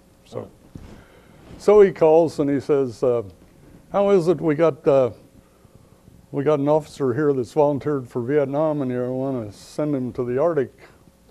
And the response down at Randolph on the assignments was, well, tell him we'll make it up to him when he comes out, but we're so short of officers that are weapons controllers that we're, don't have enough in the Arctic there to cover installations, and so we got to cover those. I said, okay, I'll make it up. Time I thought, I'm doing a 20-year career, doesn't matter one assignment. However, I should relate to you that the career field I was in was the least popular one for all officers in the Air Force. No officer wanted to be in that career field. And the reason being was that you're assigned to radar sites. Well, radar sites aren't on nice big Air Force bases. They're on the Duez, they're in the Arctic, they're in Iceland, they're on isolated islands in the South Pacific. That's why they want you to the Arctic. Yes. Yeah. And plus, you draw, every 4 years, you would draw at least one remote assignment where you're isolated on that. Thus the answer, yes, Yes. we need you in the Arctic. We need you there. That's exactly where we need you. That's right. Plus, for pilots, if pilots flunked out of pilot training school, they were assigned to the weapons controller career field. And so pilots didn't like it either, because they went from being a pilot to being the voice in the other pilot's ears. So, and they also then faced remote assignments rather than being on a nice Air Force base. So anyhow, I got an assignment there, and had to go back to Tyndall Air Force Base in Florida for 30 days, refresher course back the manual system out of the SAGE automated system before getting my assignment. Then I got my assignment with the 705th Aircraft Control and Warning Squadron, those are ACNWs, at King Salmon Air Force Station in the spring of 1970. Now, I landed there at the air base in Alaska, got off the plane there at Anchorage, and the captain comes running out across the tarmac and tells me, don't bother to in-process into Alaskan Air Command. They need you tomorrow morning out at the site right away. We're so short of manning, we don't have enough to control the fighters. So I thought, well, interesting. He said, well, in a couple weeks, they'll fly you back in process into the command. So, okay. So I went to the club that evening to eat supper, and I left about 9 o'clock, and I walk out, and it's bright as 12 noon. I thought, what? You know, my first awakening that you're in the Arctic in the time zone, and daylight at midnight, it's still like 12 noon in the summer there. Next day, I go out to the terminal there, and I got a little Learjet, 2 colonels, fly me out to the site, which I thought was really nice, being lieutenant at the time. Here's two colonels Escort, yeah. taking me out there, yeah. Well, I got out there, and this assignment really turns out to be one that nobody had wanted initially. That unit had just flunked the IG, or Inspector General's inspection for the unit. They were going to be inspected again in another 30 days. So it was study for exams and control methods and all the other stuff. Plus, the commander there was called the Beaver. Colonel Beaver was his last name, but and he had some problems. He was an alcoholic, and for the officers, it was a real hell to be assigned there. Enlisted troops were very loyal to the officers and helped support us because they knew the officers were all under the pressure there of the Beav. Part of the situation at that time is what a lot of Americans don't realize. If you ask somebody, for instance, where's Russia? People say, well, Russia, it's across the Atlantic Ocean, it's across Europe. You know, it's a long ways off. Only 1 in 100 Americans ever say, oh, we have a common border with the Soviet Union. People don't seem to realize that, but we do. Right down through the Bering Straits is the international date line. There are 2 little islands there, Little Diomede and Big Diomede. They're 7 miles apart.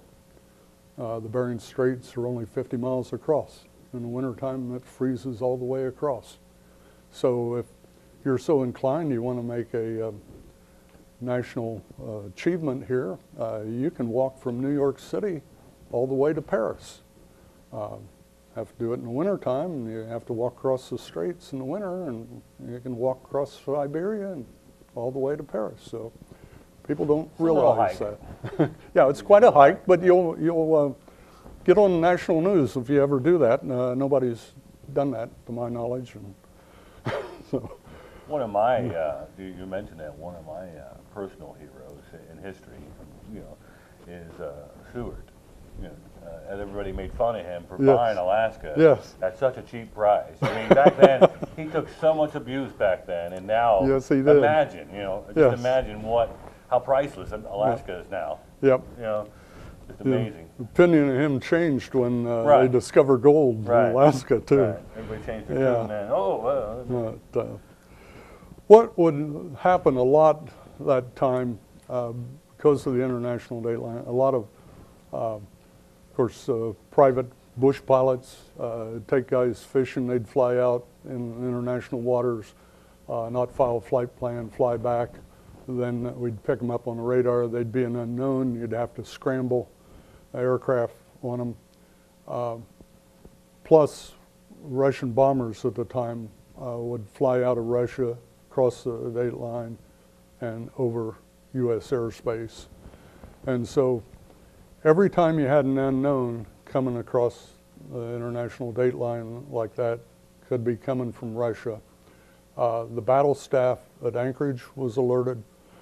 They had to alert the battle staff at Cheyenne Mountain. Plus, it went right to the Pentagon that here's a possibility of a Soviet aircraft crossing. And they did.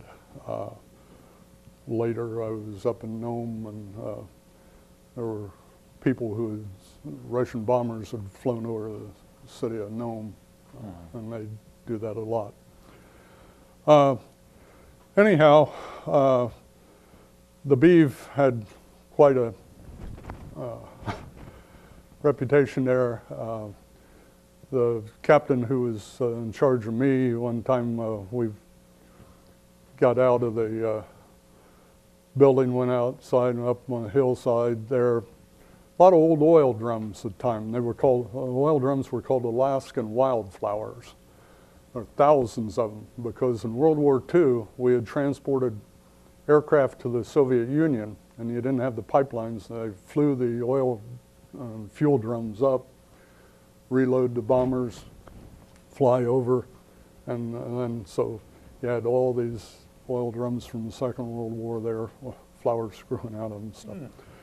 But anyhow, he was trying to make a raft to sail down the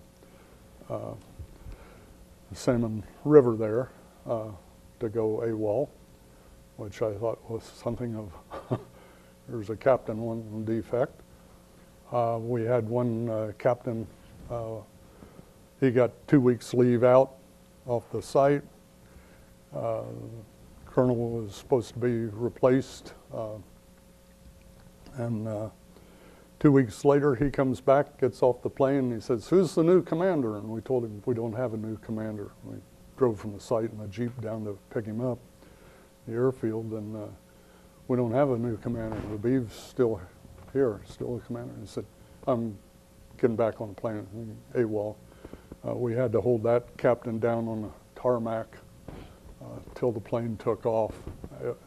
Situation was that bad. In fact, I'll give you a little image of what the dark room and what operations were like. You ever see the old picture of the guys behind the plotting board writing on the glass outline of our area control? And we had 3-tier dais, and I had qualified then as battle commander. Had to sit on the second level of the dais there. Had what was called an M&I table, a movements and identification, where the guys plotted the aircraft, and another one where they picked up the aircraft and you had to identify it. You'd work a full duty shift, and this was behind a cipher lock door of the dark room area. The Beeve made it, you had to answer the phone with one ring. Well, it was hard to even get up, go to the bathroom, which was 13 paces out down the hall, get to the bathroom. But my crew, all the enlisted guys, they would dial up all the other phones in the dark room across the lines to give me a chance just to go to the bathroom there. It was that bad. The other lieutenant and myself told our crew, when the inspector general comes back and all, if our crew does well, we'd treat all the guys. And the IG inspection came back. The unit did very well, and my crew did the best out of the other 4 crews there. And so I have a lot of additional duties. One was also a food service officer, so I got a case of liquor for my crew, and one evening that had to make you popular. Floor of the radome, they passed the booze bottle around, and by the time the evening was over, most of my troops were all laying in a pile on the floor. But anyhow, the Beeve came in one night with a shot glass in his hand and ordered all my men off the M&I table and called me down. Now you have to realize the area that we covered was the entire Aleutian chain, Alaska from the Canadian on up, partway up to the Arctic there. And then another command post covered the other sites, but we had the coastal radar sites there.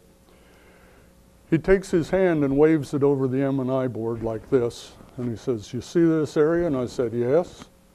He said, "You get an unknown in there, you make him friendly." And I said, "By what standards? The flight plan, you know, his speed ratio and all?" He said, "I don't care, just make him friendly." Well, that was an illegal order right there. But what he was under was a lot of pressure. Battle staff in Cheyenne Mountain, all the generals there, calling the generals and Alaskan Air Command and all for all these unknowns, because every time there was an unknown coming across from the Soviet territory, all the battle commanders all the way through the NATO chain had to be notified. So he wanted to cut that down because we were all coming from his site, or most of them. And I thought right then, well, my days are numbered because I'm not going to comply with an unlawful order. Several nights later, my ID table said, "Sir, we have an unknown." And bogey, they had 1 minute in which to take on the radar scope, plot his speed and the heading, and then I had 2 minutes to identify the aircraft on any registered flight plans that were filed, or the heading, or whether he was inside the airspace, etc. Some other criteria there. The clock ticks away with the second hand up there on the wall. Pressure's on. Pressure's on, and finally comes up the last 10 seconds there, and the guy said, "Well, what do we make him?" I said, "Make him unknown." And we scrambled fighters on him. A couple nights later, I'm walking down the hall, and one of the other captains says, "Well, Dick, I understand you're going to site north of here," and he's sending a captain to replace you. I said, "Oh, really?" "Yeah."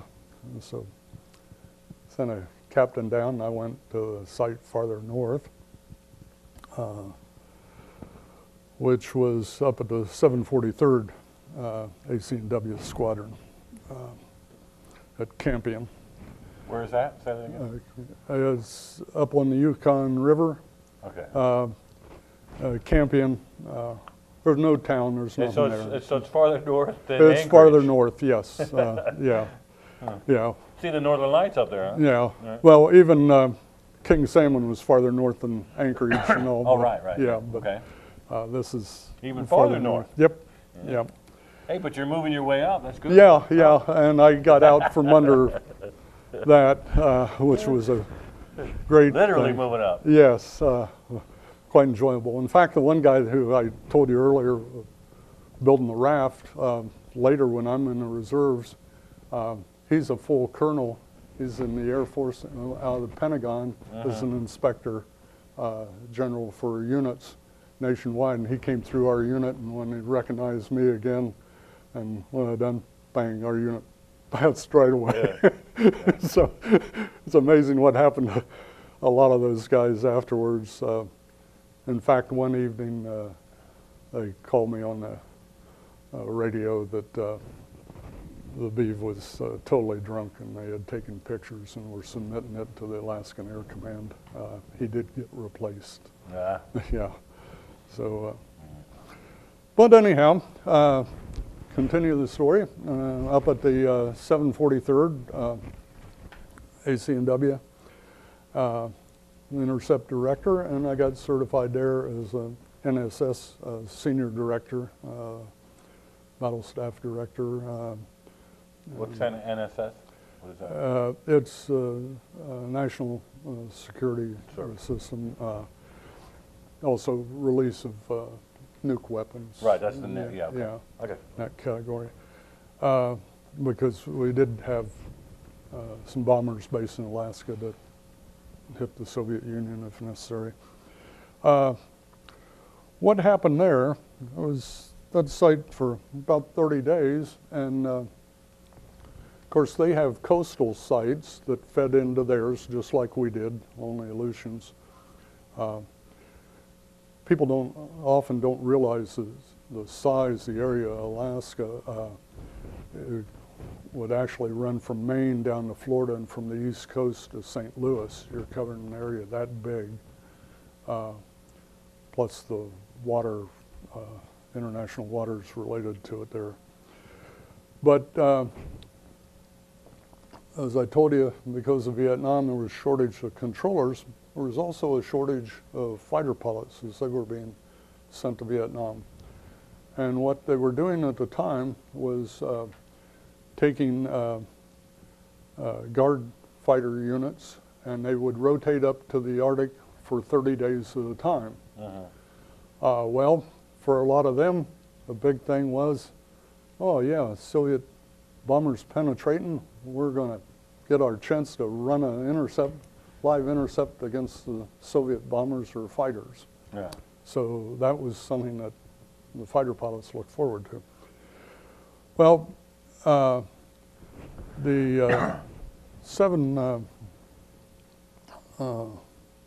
10th AC&W Squadron was at a place called Tin City, and it's right on the Bering Straits there. In fact, you can look out from the radome there and see the mountains of Soviet Siberia across the straits. At Tin City? Yeah, at Tin City, right there. Well, what happened was an international incident at the time when I was still at 743rd, and of course 710th radars fed in there.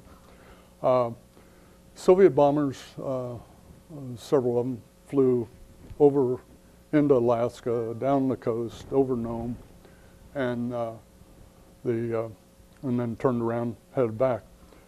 The aircraft was scrambled on those. The closest air base was several hundred miles away, so it was a time for them to fly up there.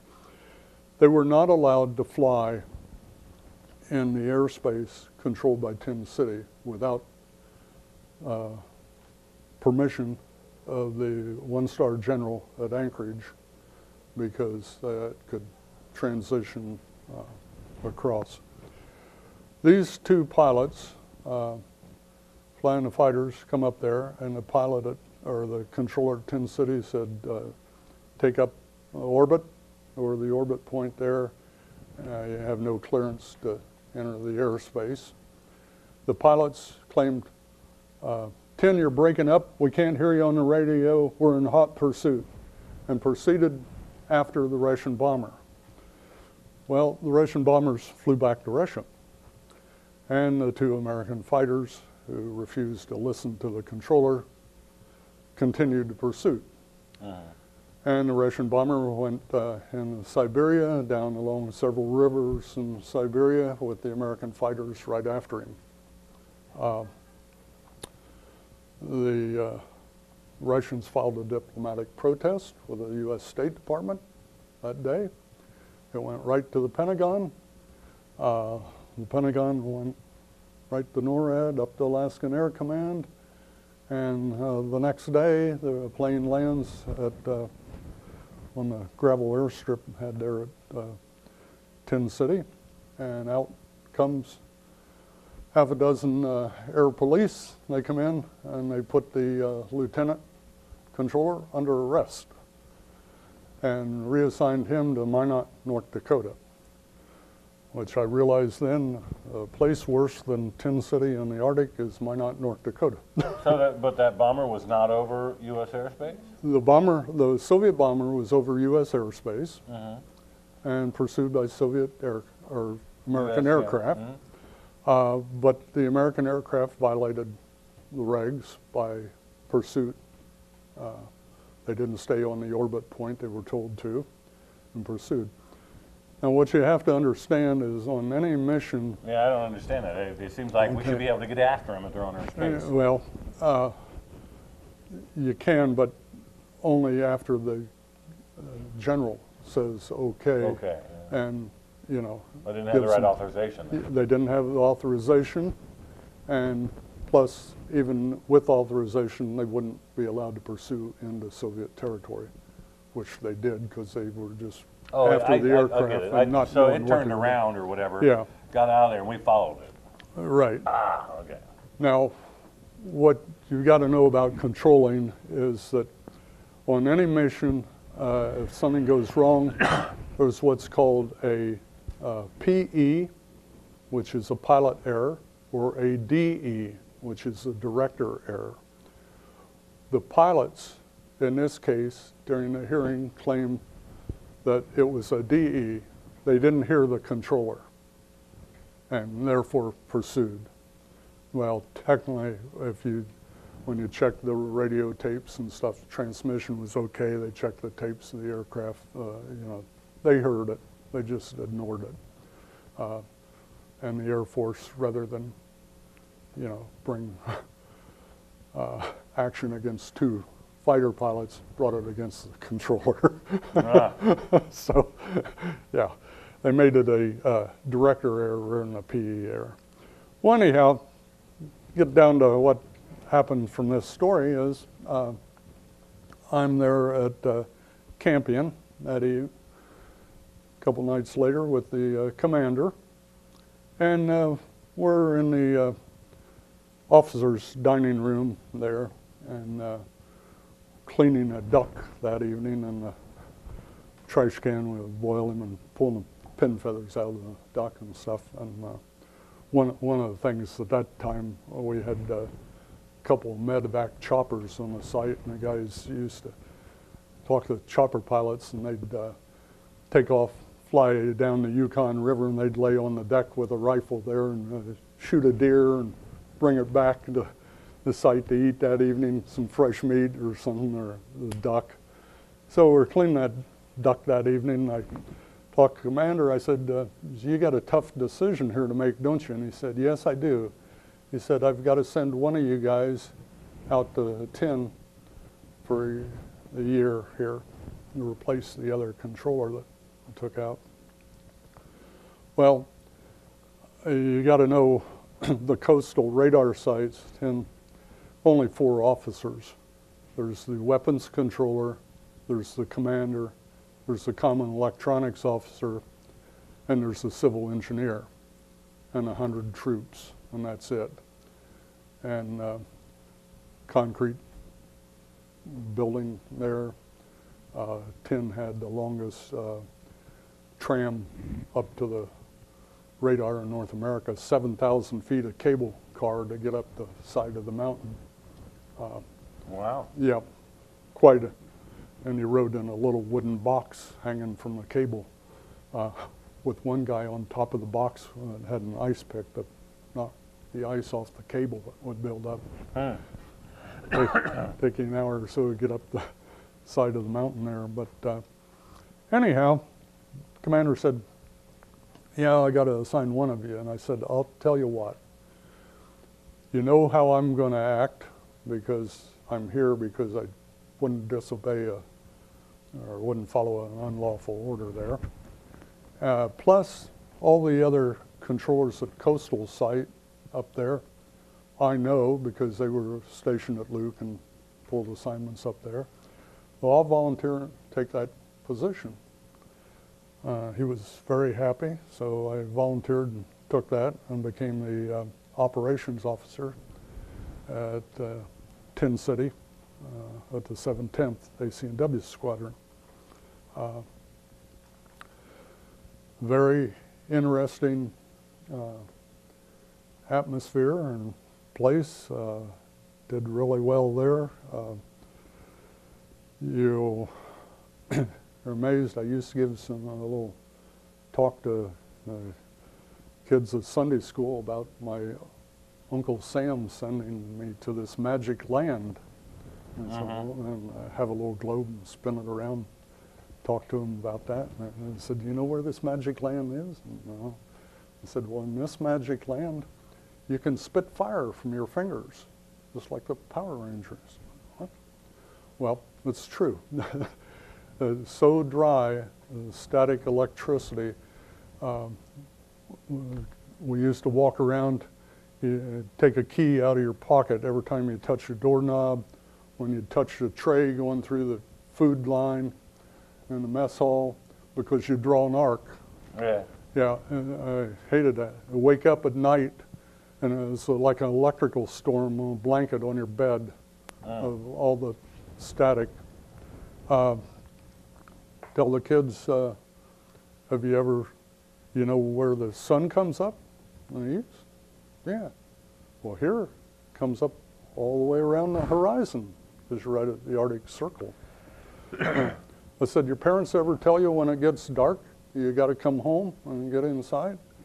I said, don't have to here. Light all day long. Yeah. Parents ever say you can stay up after dark and play a while?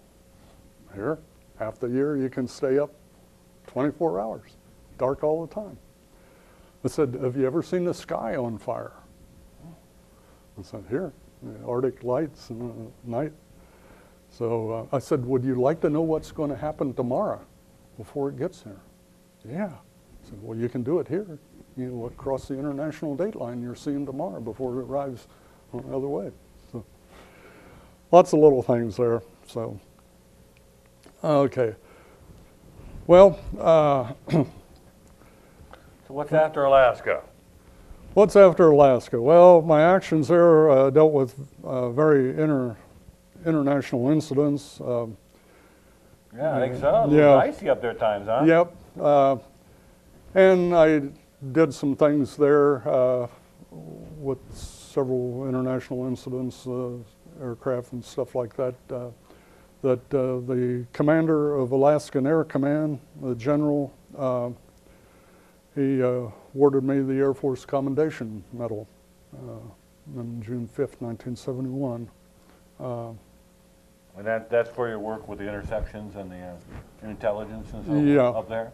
Yep, Awesome. did that, and the fact that intercepted Soviet aircraft, and in fact I even had, we would do what's called ELINT, or electronic collection of intelligence, fly down the coast and stuff there, and the Soviet fighters one time attacked, shot at one of the planes that was controlling. Several fighters came up and fired across his nose and stuff then, so different incidents that didn't make the news. So this is 70, 71. Yeah. This is not even the beginning of the Cold War. We're actually still in a proxy war Yeah. in Vietnam. So things were very tense then, of course. Right. Very tense. Yep. I can imagine, MiGs or Russians coming into Alaska could be very tense. Yeah. In 70, 71. And in fact, well, one thing you wouldn't think of in those days was the Army had a scout unit. You remember on the western frontier, scout units in the Army and stuff, looking at the Indians and all. Up there, some Alaskan natives belonged to the Army National Guard in Alaska. And one of their missions was always, when they were out crossing the tundra and stuff, look for tracks. Because as I said, the straits freeze across, and Soviet agents could walk to the United States, get down to Nome, go in and buy an aircraft ticket and fly any place in the United States.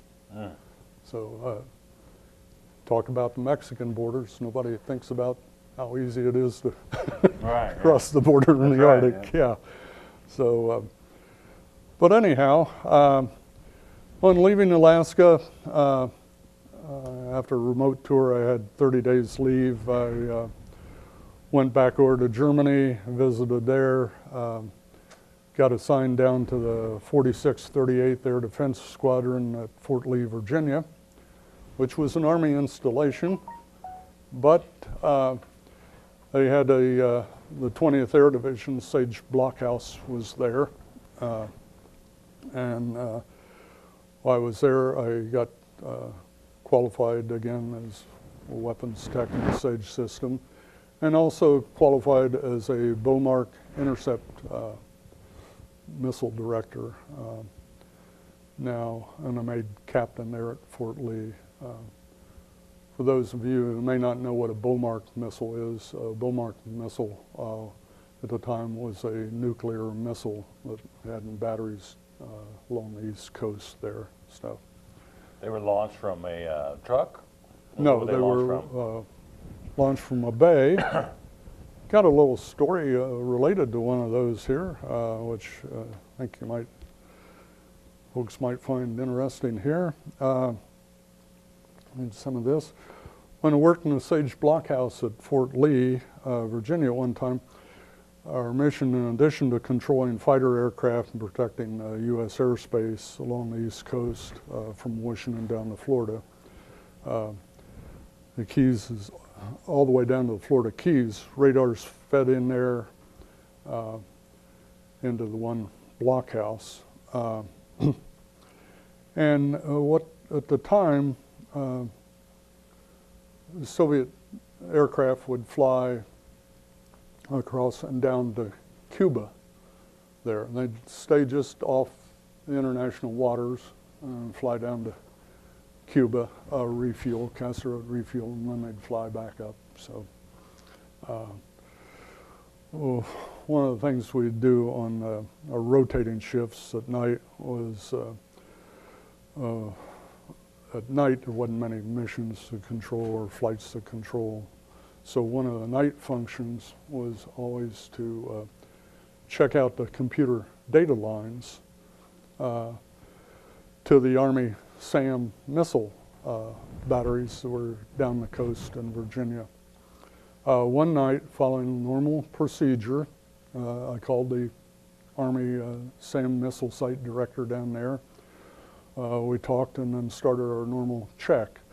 Now the practice there was you would take the light gun and pair it with an aircraft off the coast there, and then the computer would work the intercept logic, send that signal down to the SAM missile site.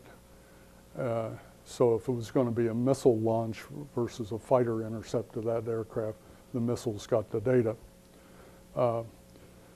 And then what we did, you had a little screen with just digitals, you know, of numbers, hundreds of numbers there, and you'd write those down, give that to the computer tech programmers, and they'd check the next day that the computer data lines were all up to par and working correctly. That night, I take the light gun, pair a target, send it down, and the Army, the same director there, checking the signal, and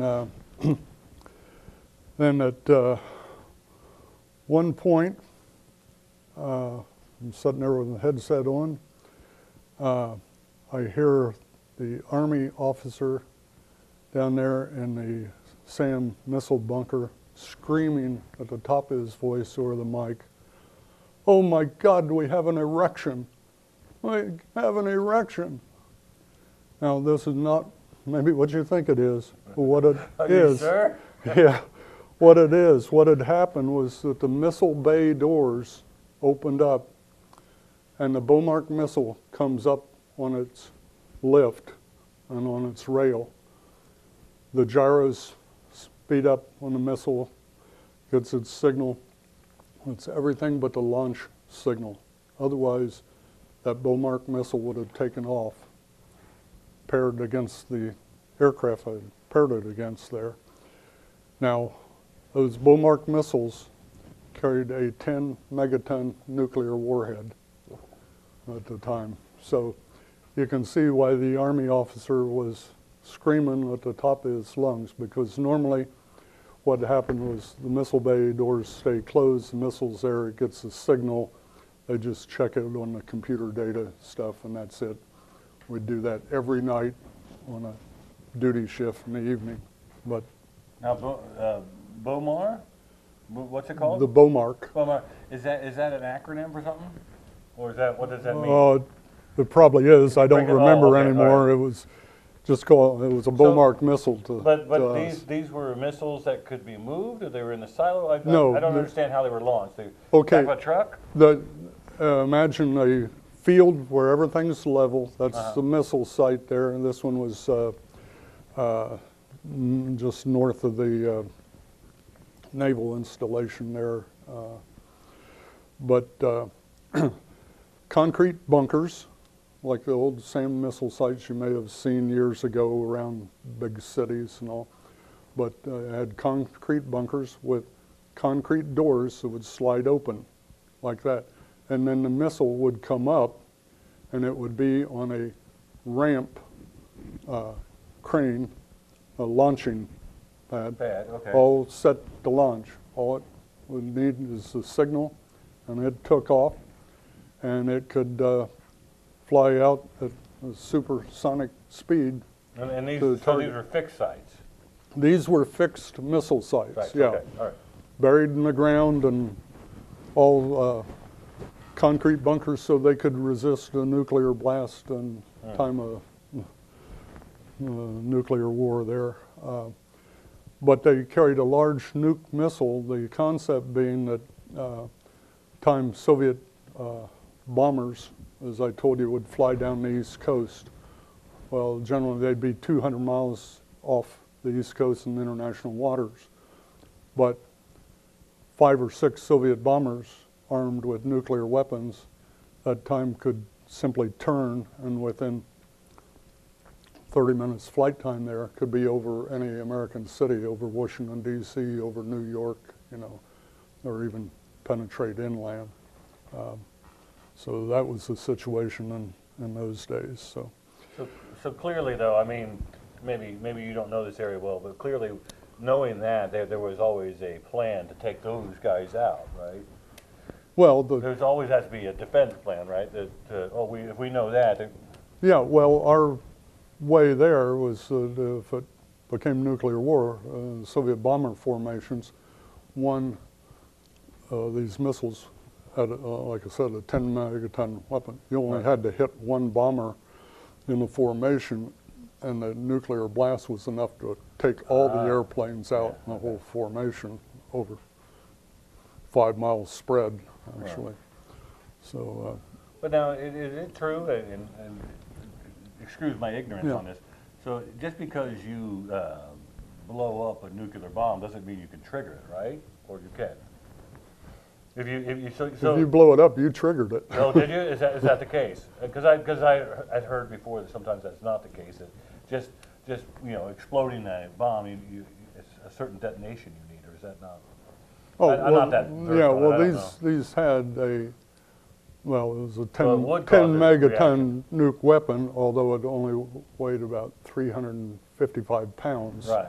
But the bomb itself had that equivalent of 10 million tons of explosive.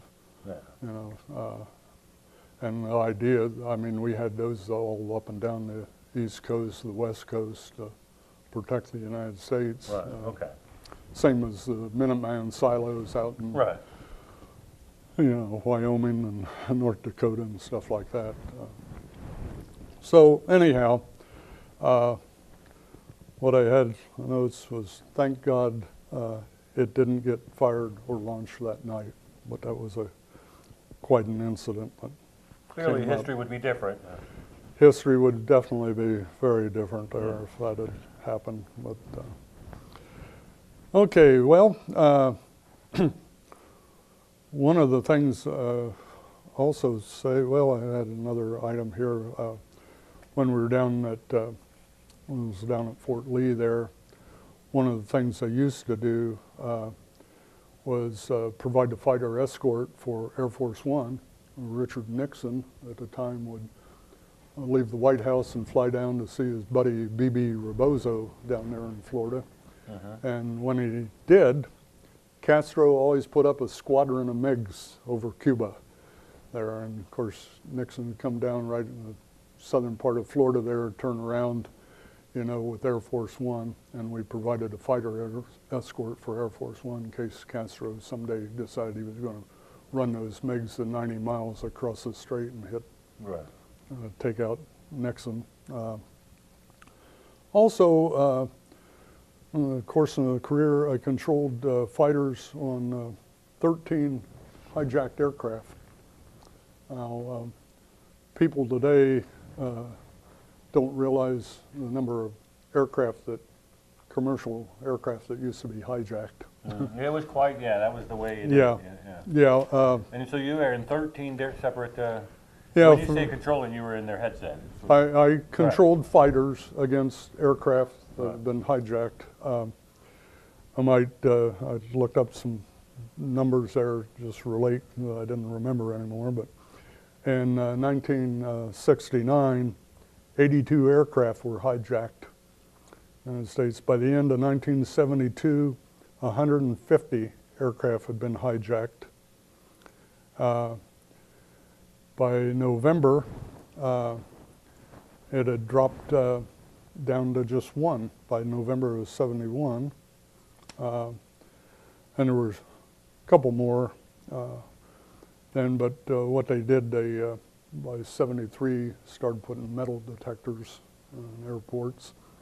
And at that time, they weren't terrorist activities. They were guys that if I hijacked the airplane, they'd call in, they want a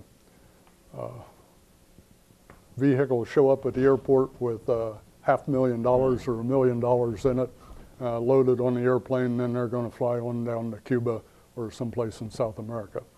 They were incidents. That was the difference between hijacking and terrorists. Yeah. Terrorists didn't have a plan to, Right. an exit plan. Hijackers, wanted to live and take the money.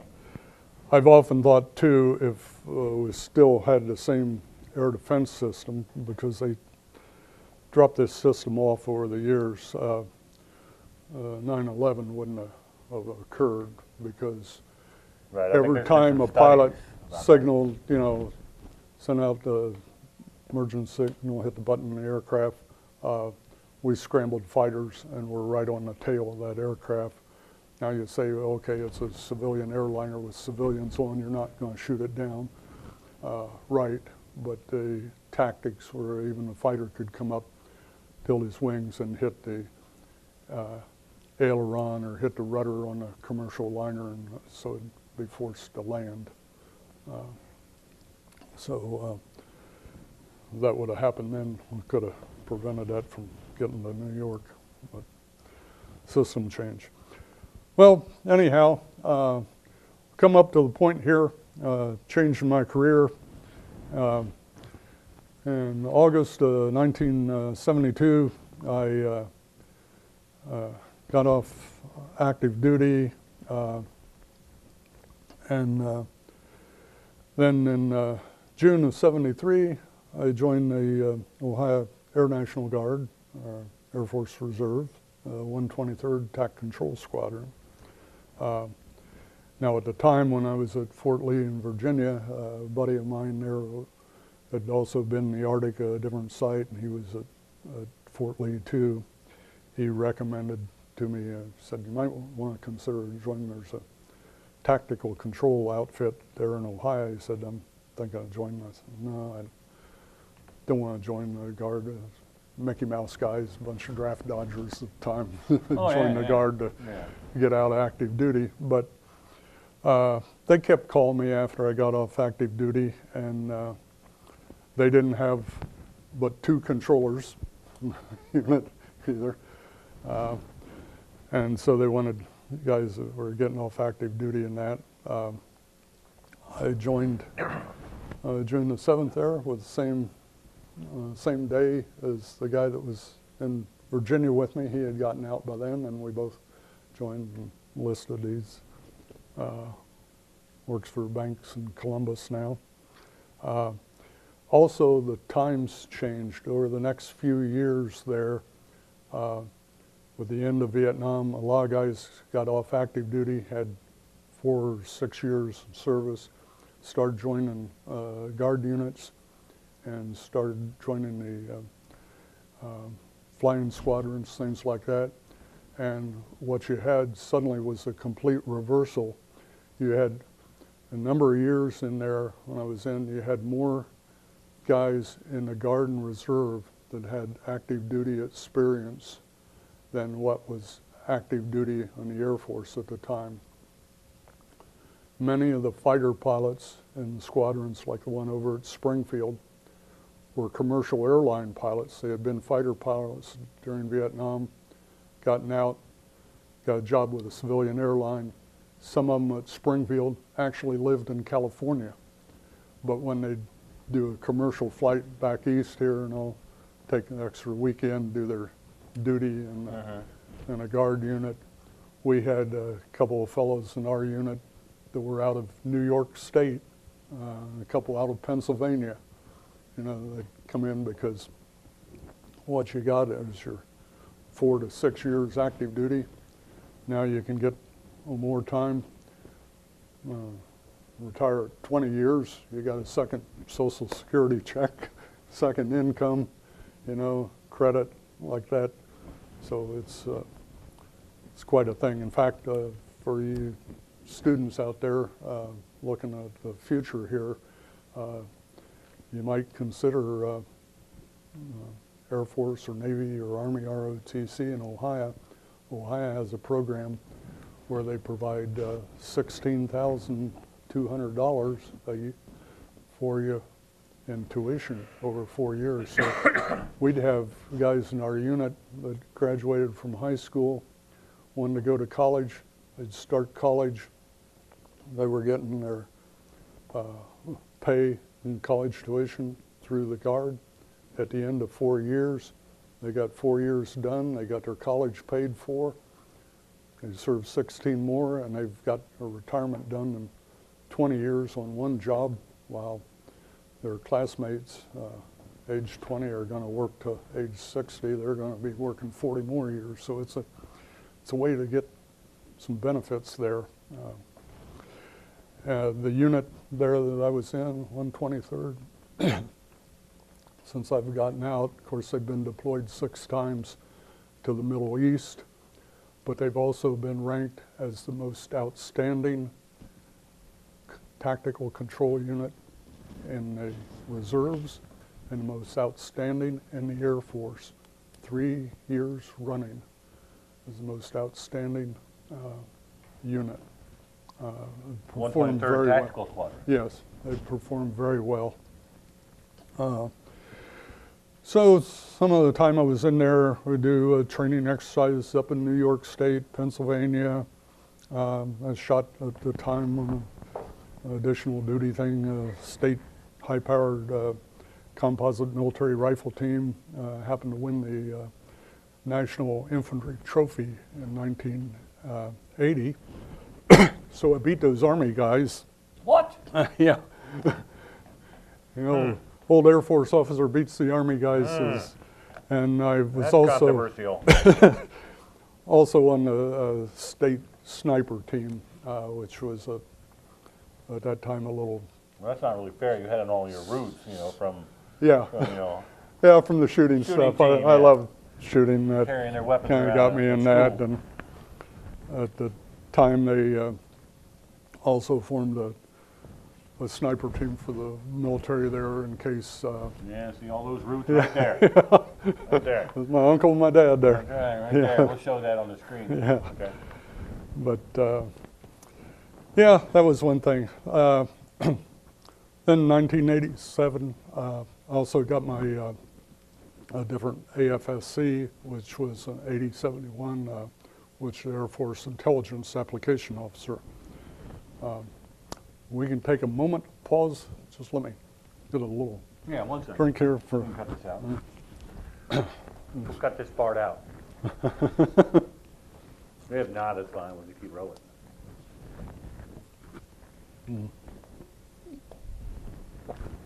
Yeah. Let's see. 6. Okay, so we're at AFC. What's AFSC mean? Air Force Special Code. Code. Oh, that's So- specialty code. Okay. Yeah, that's That's like an MOS in the. yeah, Army, MOS for the Okay. Army. All right. So became Air Intelligence Officer. I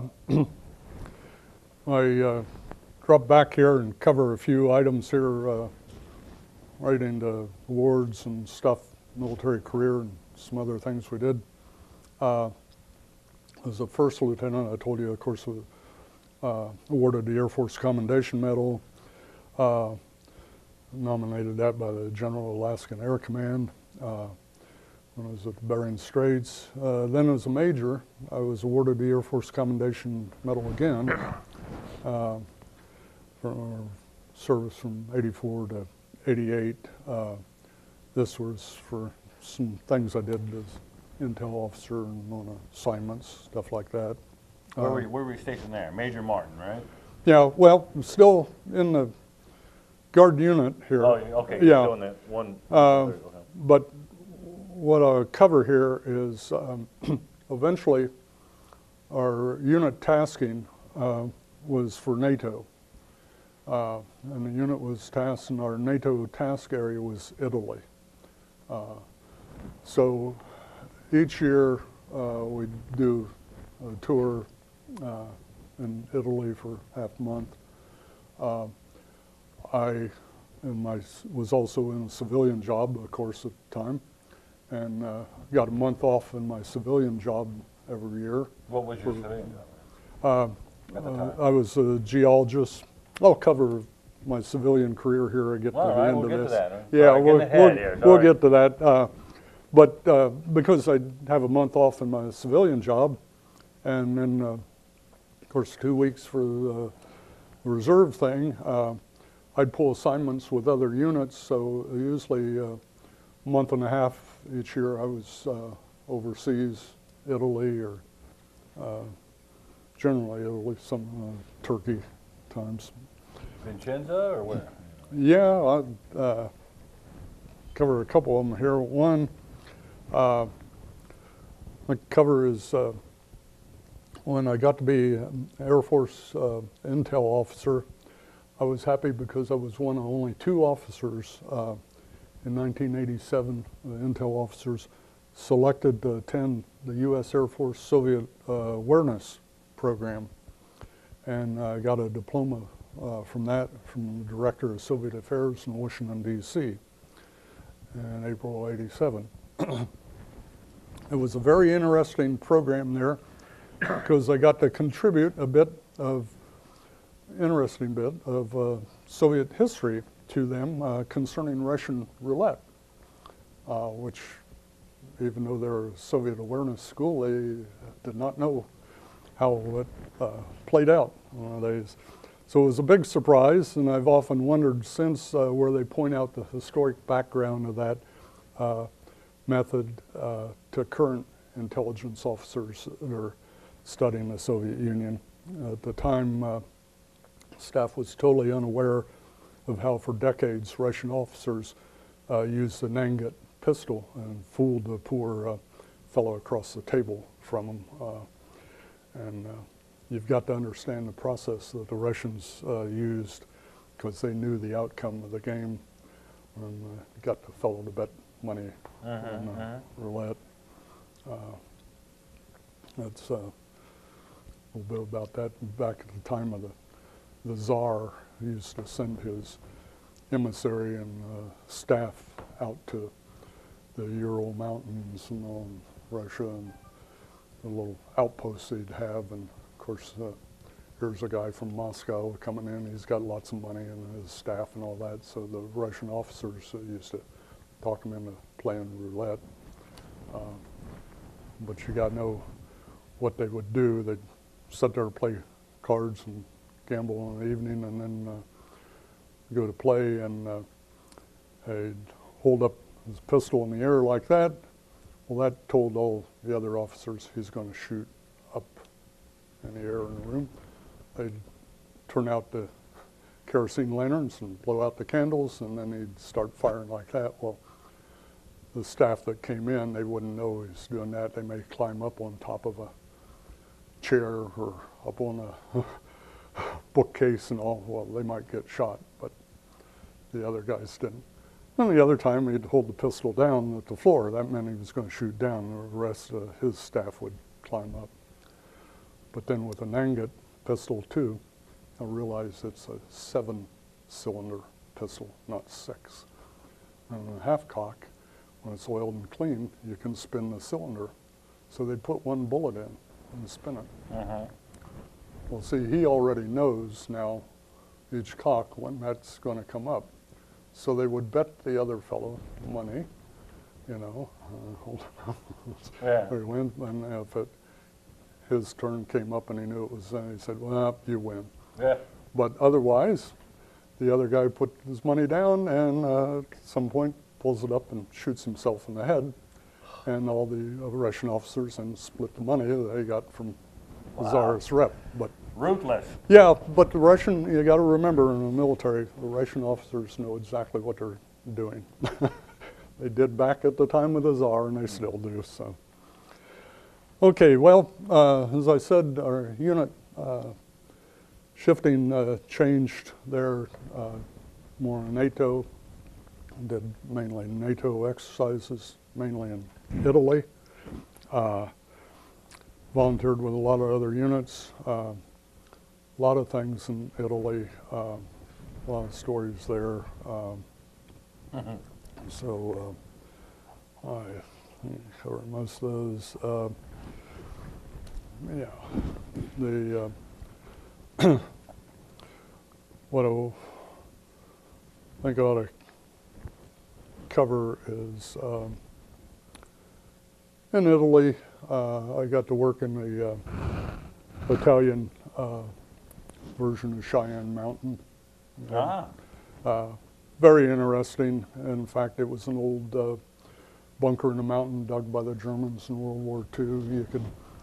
It had a tunnel you could drive your trucks and Jeep down, and then you went through a big vault, air chamber locked door into the vault.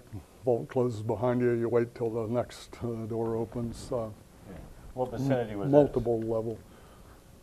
That's up in central Italy, well north of Rome and in the center of the country in the mountains range. They also had one, well, originally they had 3 mountain underground air defense systems. Time the middle one was closed, there was just the one down south. I'd worked that before too. Also worked in Sicily at radar sites there, up north, Aviano, a lot of places. A couple of interesting stories there.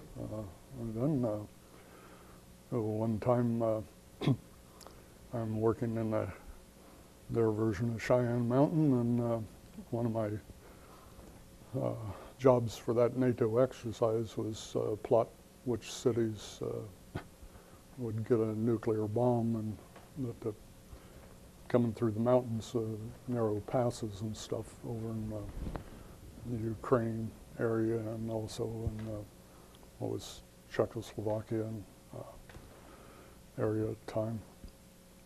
An Italian officer comes up to me and says, "Will we go eat?" And I said, "No, I'm working on this right now. You know, got to get in and send this information up to Brussels, the NATO headquarters." So I said, "Don't worry." He said, "We ruled the world once. Now it's America's turn." He said, "But first we go eat." And they had a big underground dining area. What they bunker. say, when in Rome, you know. That's right. We go for the cappuccino first. Right. Another time we were deployed to Italian Air Base, and guys are setting up the radar in the tents and their communication vans and stuff like that. And Bill Varnum, who was a medic in our unit, comes up to me and he says, "Dick, can I borrow a 2.5 truck for a while?" I said, "Well, yeah." He said, "I need a driver too." I said, "Okay." So I designated one of the guys. And we had stacks of pallets of water, the bottled water, when we were in the field. And he said, "Can I have one of those pallets loaded on the truck?" And I, "Okay, you're the medic, whatever you need it for." Had him take a forklift, load the water on. And about an hour later, he comes back and he's all excited. He said, "I did it, I did it." I said, "What'd you do?" He said, "I turned water into wine." I said, "You did what?" He said, "I turned water into wine." In the back of the truck, loaded with a pallet of wine. Well, what you got to understand is in Italy, in the Italian Army and the Air Force and Navy and all, at their lunch in the dining halls, on their table, they always have a bottle of wine along with bottles of water for each person to eat. Bill had gone through their local mess hall there to do an evaluation for sanitary stuff before our troops ate in there. And the Italian chefs and cooks, they didn't have a shipment of the water that week for their installation.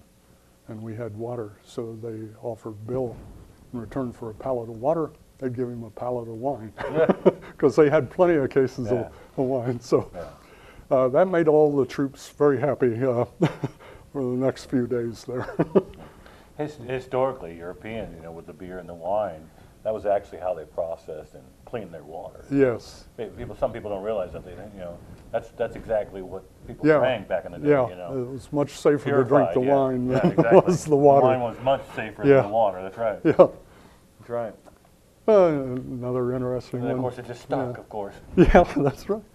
Love Well, of course, we're interfacing. We work with Italian troops quite a bit. And one day we were out in the field with some, and one of my NCOs there commented, he said, "I've been working to speak Italian," he said, "for a couple months." He said, "I got these books, I've been studying it, and I got some tapes on Italian."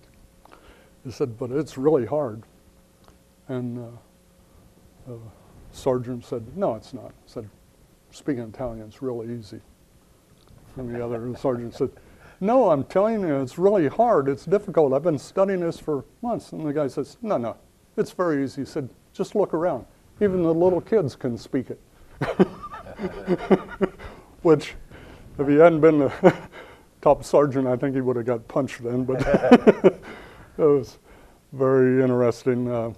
One of my additional duties was what's called checkered flag officer, and checkered flag officers is to teach the guys customs and adapt how to get along in the overseas environment and stuff like that, customs.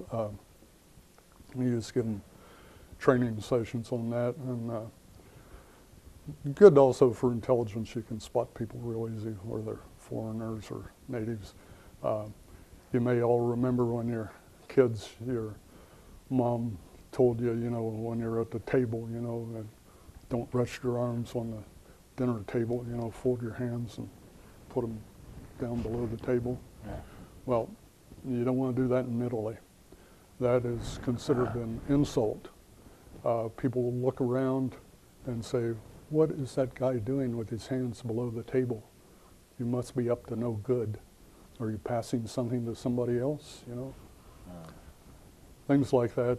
The other, of course, I love spaghetti. I always spaghetti. I cut spaghetti, but don't do that. Oh, if you take a knife and you cut spaghetti, that is a real insult to an Italian. You're telling them that spaghetti is so tough, I had to use a knife on it. I visited several Italian homes, and you don't want to do that over dinner in the evening, or you're really insulting your guest. So, also, I'm a southpaw, so on the left hand, Europeans do that too. We'll notice that we'll cut food and switch fork to the left hand to eat. So you can often tell an American or a foreigner that's eating with the right hand there. Little clips that way. So Vic, we got about 10 minutes left. Tell us right. about your civilian, and tell us how you never stop All right. serving. All the great stuff you do. okay, well, let me Fantastic see service where record, we. though. Yeah, we get up here, and where are we? It's my place in civilian career. Yeah. All right, I think I got notes here. During my civilian career here, I worked for a concrete and ready mix sand and gravel mining company, Hilltop Basic Resources to be exact. It was a competitor here in Greenville of American Ag. Old joke was I was the only Greenville boy that worked for the competition. Huh. I was the company geologist, the environmental manager, AMCHA, Certified Safety and Training Officer. AMCHA is the Mine Safety and Health Administration. For a number of years, I sat on the board of the Indiana Mineral Ag Association, as well as various committees over there because we had operations in Indiana. I've also served on the Ohio Aggregates and Industrial Mineral Association, various committees. I was committee chairman of the PR committee, environmental committee, and many others over the years. Served on the legislative committee, for 11 years, go to Washington, lobby on behalf of our industry. Tell you a little side one there. We got a couple minutes yet. Yeah. You know, people mention lobbyists, so that's terrible. But one time we were presenting some information for a highway construction project. Congressman afterwards, he saw my tie tack as a colonel, and he had been supportive of some stuff there for the Air Guard in Ohio on several bills. But if you ever go to Washington, you'll notice that most congressmen, most senators, their staff is anywhere 20, 25 college students working on their masters, and they're his research base. Well, this congressman invited me back into his office afterwards, and we got talking about lobbying legislation. He said, "There's a real plus to that." I said, "The hell's that?" And I said, "Most people think that's pretty bad." And he said, "You notice when a bill's introduced," he said, it may be from a congressman out in Dakotas someplace, he said, "I only got a staff of 25 here to research all the positives and negatives about that bill, where I should vote on it or not." He said, "What I have the staff do is they locate somebody that's pro-bill, pro that, one that's against it."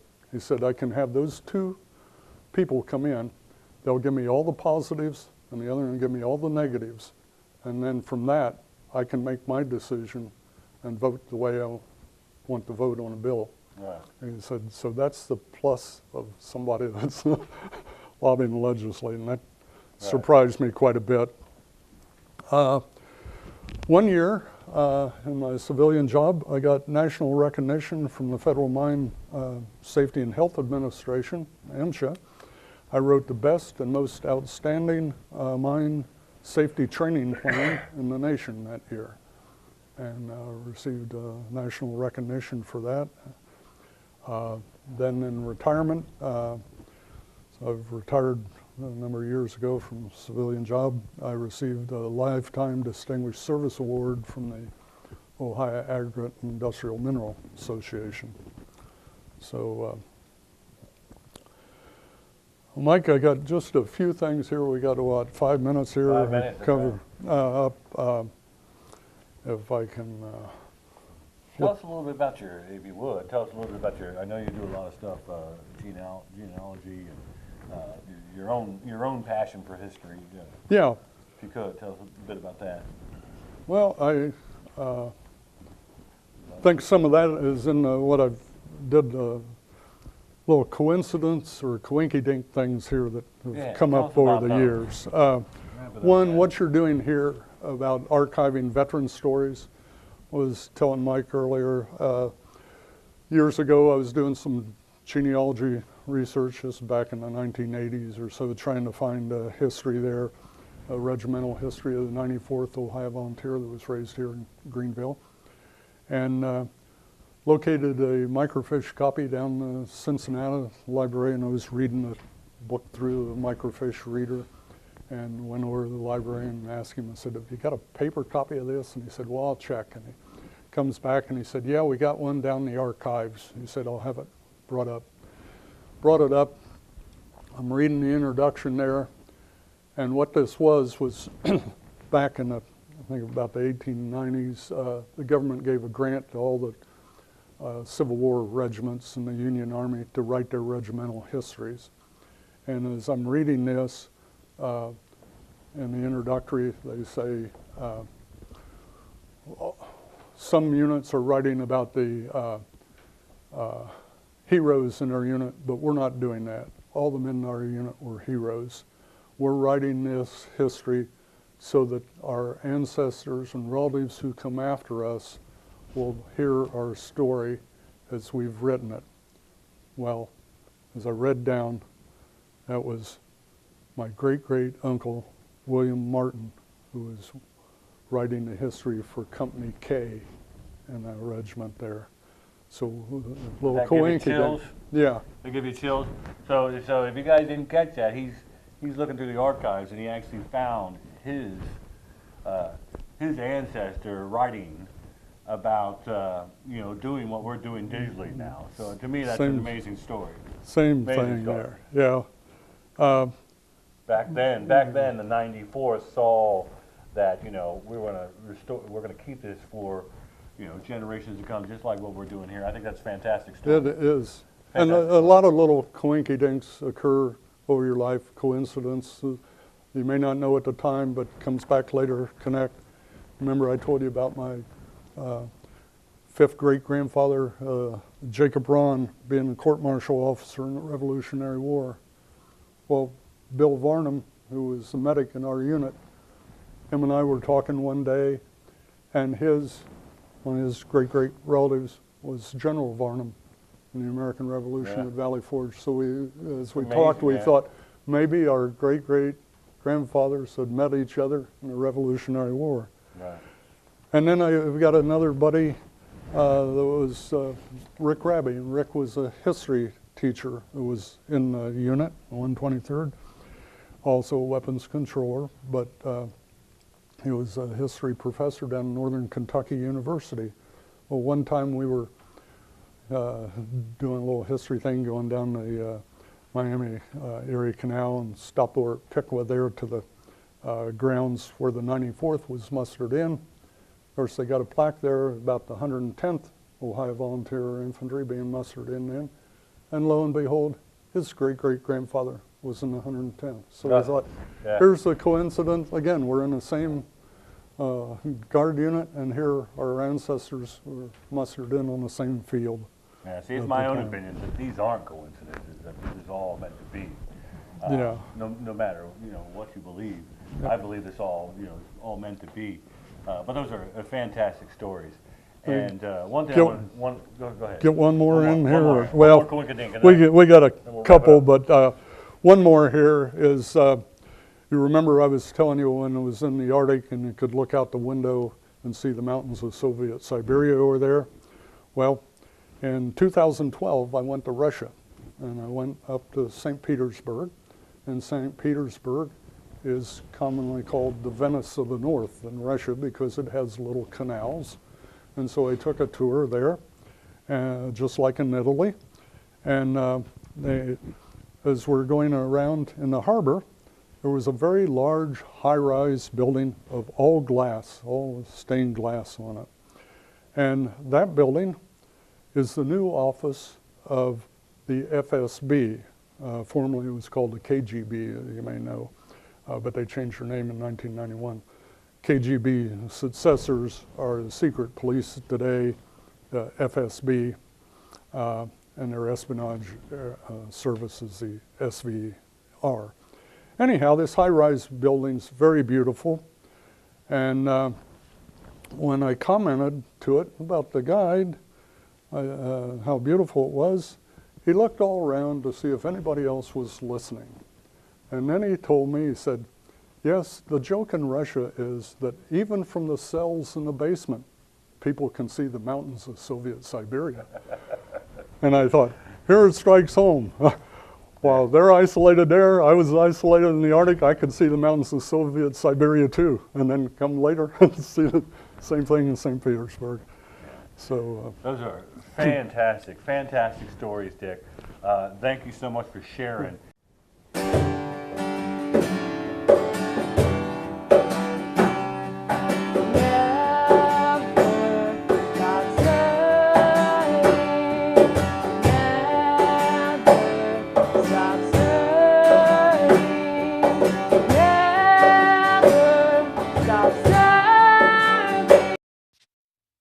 Thank you for watching.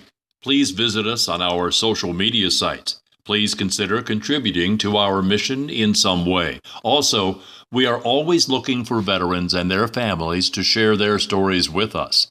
Be sure to join us next week for our next episode of Never Stop Serving.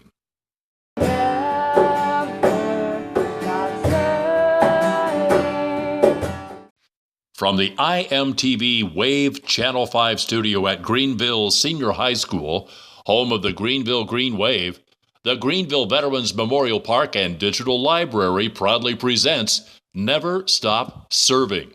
And now, your host, Mike Maloney. Hi, everybody. We're back here with Colonel Martin, and we're going to work this into his oral history. Colonel Martin, take it over, sir. Okay, well, after the last one we did, I talked to Mike here and mentioned some other stories, and he thought, well, that'd be nice to include those, so did a little write-up and some more tales to tell. One goes back to the time when I was talking to you about being in the Arctic and things up there.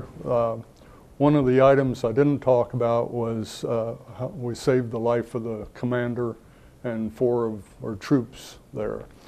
That occurred in the winter of 70-71, and as I related previously, it was at the 710th AC&W Squadron there, a place called Tin City on the Bering Straits, although there's no city there, it's just the bunker for the radar site. Why did they call it Tin City? What was the background? Way back at the 1800s, or late 1800s, early 1900s, they discovered tin ore up there. And so a lot of prospectors came up there to see about staking out a claim for a tin mine. Anyhow, give you a little background. Winter in the Arctic can be very dark. It was pitch black at 12 noon. I can remember always looking at my watch, oh, it's 12 noon, you got off duty. Is it midnight or is it noon? You'd have about 15 minutes of daylight sometimes, 24 hours, 24-hour period. Then when the spring starts, you get a few more hours of daylight. Well, later in the summer, you get 24 hours of daylight, and then at midnight, it's bright as it is at 12 noon here. And the sun doesn't come up in the east and doesn't set in the west. It just revolves around the horizon because you're in the Arctic Circle. Well, anyhow, what I'd like to explain is that one day we reached a point about, had 2 or 3 hours of daylight, and the commander and 4 airmen decided that was enough time for them to take one of our tracked vehicles, the Snowcat, and drive around the mountain trail that went around Tin Mountain and go over to an Eskimo village that was on the other side of the Bering Straits there. Now that was about 15 miles away. Temperatures were still well below zero at the time. A little background there on the temperatures. There was always a board at the doors or airlocks leading out of the bunker there, red, yellow, and green. If it was posted and it was checked red, you couldn't go outside the building without the permission of the commander, because criteria was you could freeze to death in just a couple minutes. Air was so cold that minus 30, one time it even got to minus 70 below, and just breathing in can freeze your lungs there. Yellow was caution, you had to have your Arctic gear on. Green, okay, you can go outside. So those are kind of like force protection measures. Except for little interesting things aside from this. Sure. One time took a glass of water out, a couple of us, and just up like that with throw the water up in the air and it goes poof, and just creates a cloud right there because it freezes instantly. So, well, anyhow, the commander and 4 guys, they loaded up and headed out in one of the 601 Snowcats. These were only tracked vehicles we had on the site. Top speed was 25 mile an hour if the snow wasn't too deep. And they looked kind of like an armored vehicle. We also had a deuce and a half trucks, but they were just used to go from the site down a ravine over to the airstrip. We had a gravel airstrip on a plateau that overlooked the straits there, and our supplies came in that way. Well, they headed out to the Eskimo village and thought they'd be back in a few hours, as they could not stay very long over at the village. Well, a few hours later, one of my airmen came up to me and said, Dick, request you come down to the radar ops room. We're getting messages on the radio from the commander, and they were calling from the snowcat. So in talking to them by the radio, they related how they had left the Eskimo village and were on their way back to the site, but they've gotten lost. And the blizzard had started, and the snow was blowing so thick they couldn't even see in front of them, couldn't find the trail, and were also running a little low on fuel, and asked that we contact the Eskimo village and see if they'd send out a rescue party for them, because they thought they were only a few miles from the Eskimo village. Well, we contacted the Eskimo village by radio, and the Eskimos said, no way, we're not going out. This weather is too severe. We'd perish if we just stepped outside. So they refused to send a rescue. You can't blame them. They didn't want to perish either. So then talked to a couple of the other officers there with me. Well, two, there were only four of us, four officers all together with the commander. Discussed the situation with them and what would our approach be and how are we going to rescue our guys. And what we decided was, first, because they're in the snowcat, if they keep talking on the radio, the batteries on the radio are going to go down. It's recharged by the vehicle there. And if they proceed not knowing which direction they're going, they didn't have a compass in the vehicle, they weren't sure where they were at, they could be even lost further, or come down into ravine and disappear, buried by snow. So we told them what we would do. We asked them not to get on the radio anymore because they'll run the battery down. Come up on the radio only once every 30 minutes, and when the snow build up around the vehicle, start it, drive a couple hundred yards. That kept the heat up in the vehicle a little for them, and then shut down to save the fuel so that they had some fuel. They continued to talk on the radio. For a while we were their only contact, so they wanted to keep talking, and I finally ordered my ops personnel not to reply, not to maintain contact with them, tell them this is last, we're talking to you until 30 minutes is up, and then we'll be on air again. Purpose of that was to try and save their battery, even though they want to keep talking. Okay. What happened then, the other two officers I sat around, we tried to determine what kind of approach we could take to save them, because even the Eskimos wouldn't go out in that, and the winds were very high, the snow blowing, and of course dark. You couldn't even see your hand in front of your face at that point. We told them that if the blizzard dies down, we'll attempt a rescue.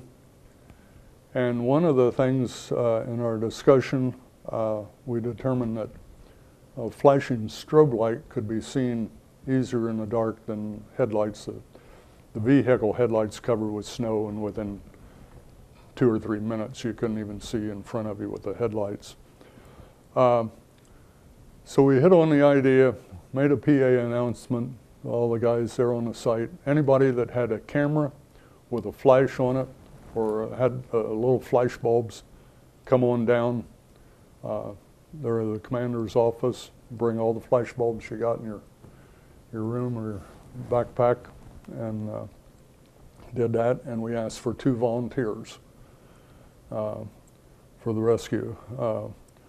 We got 2 airmen that volunteered. We went down into the motor pool, which was under the building, and filled a bunch of jerry cans with additional gas, loaded them up in the vehicle, and loaded up more Arctic gear. Because one of the mistakes they communicated over the radio with us is that they had not taken all their Arctic gear. They just took their parkas with them and all. Well, what you got to know there is the Arctic gear, it would take half an hour to get dressed with your full Arctic gear. You had the long underwear, you had the heavy pants, you had your parka, and you had what was called bunny boots then.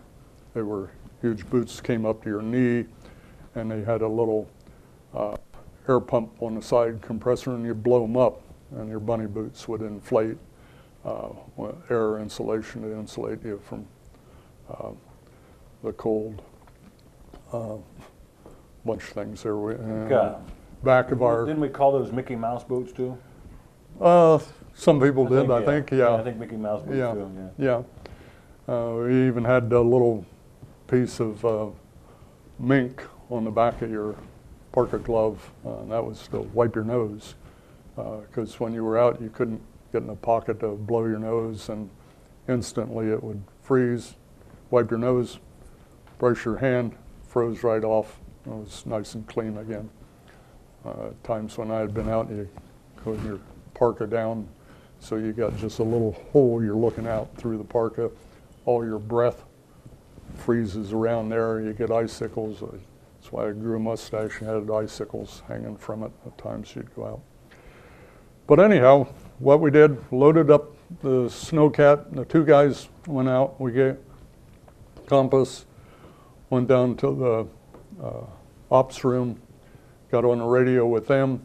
We laid out a line, compass course for them, a plot, where they proceeded out from the site, and they would do a flash from the flash bulbs, 1 in front, 2 at the 90 degrees, 3 at the 6 o'clock, and 4 at the 270 azimuth, and started out across the tundra.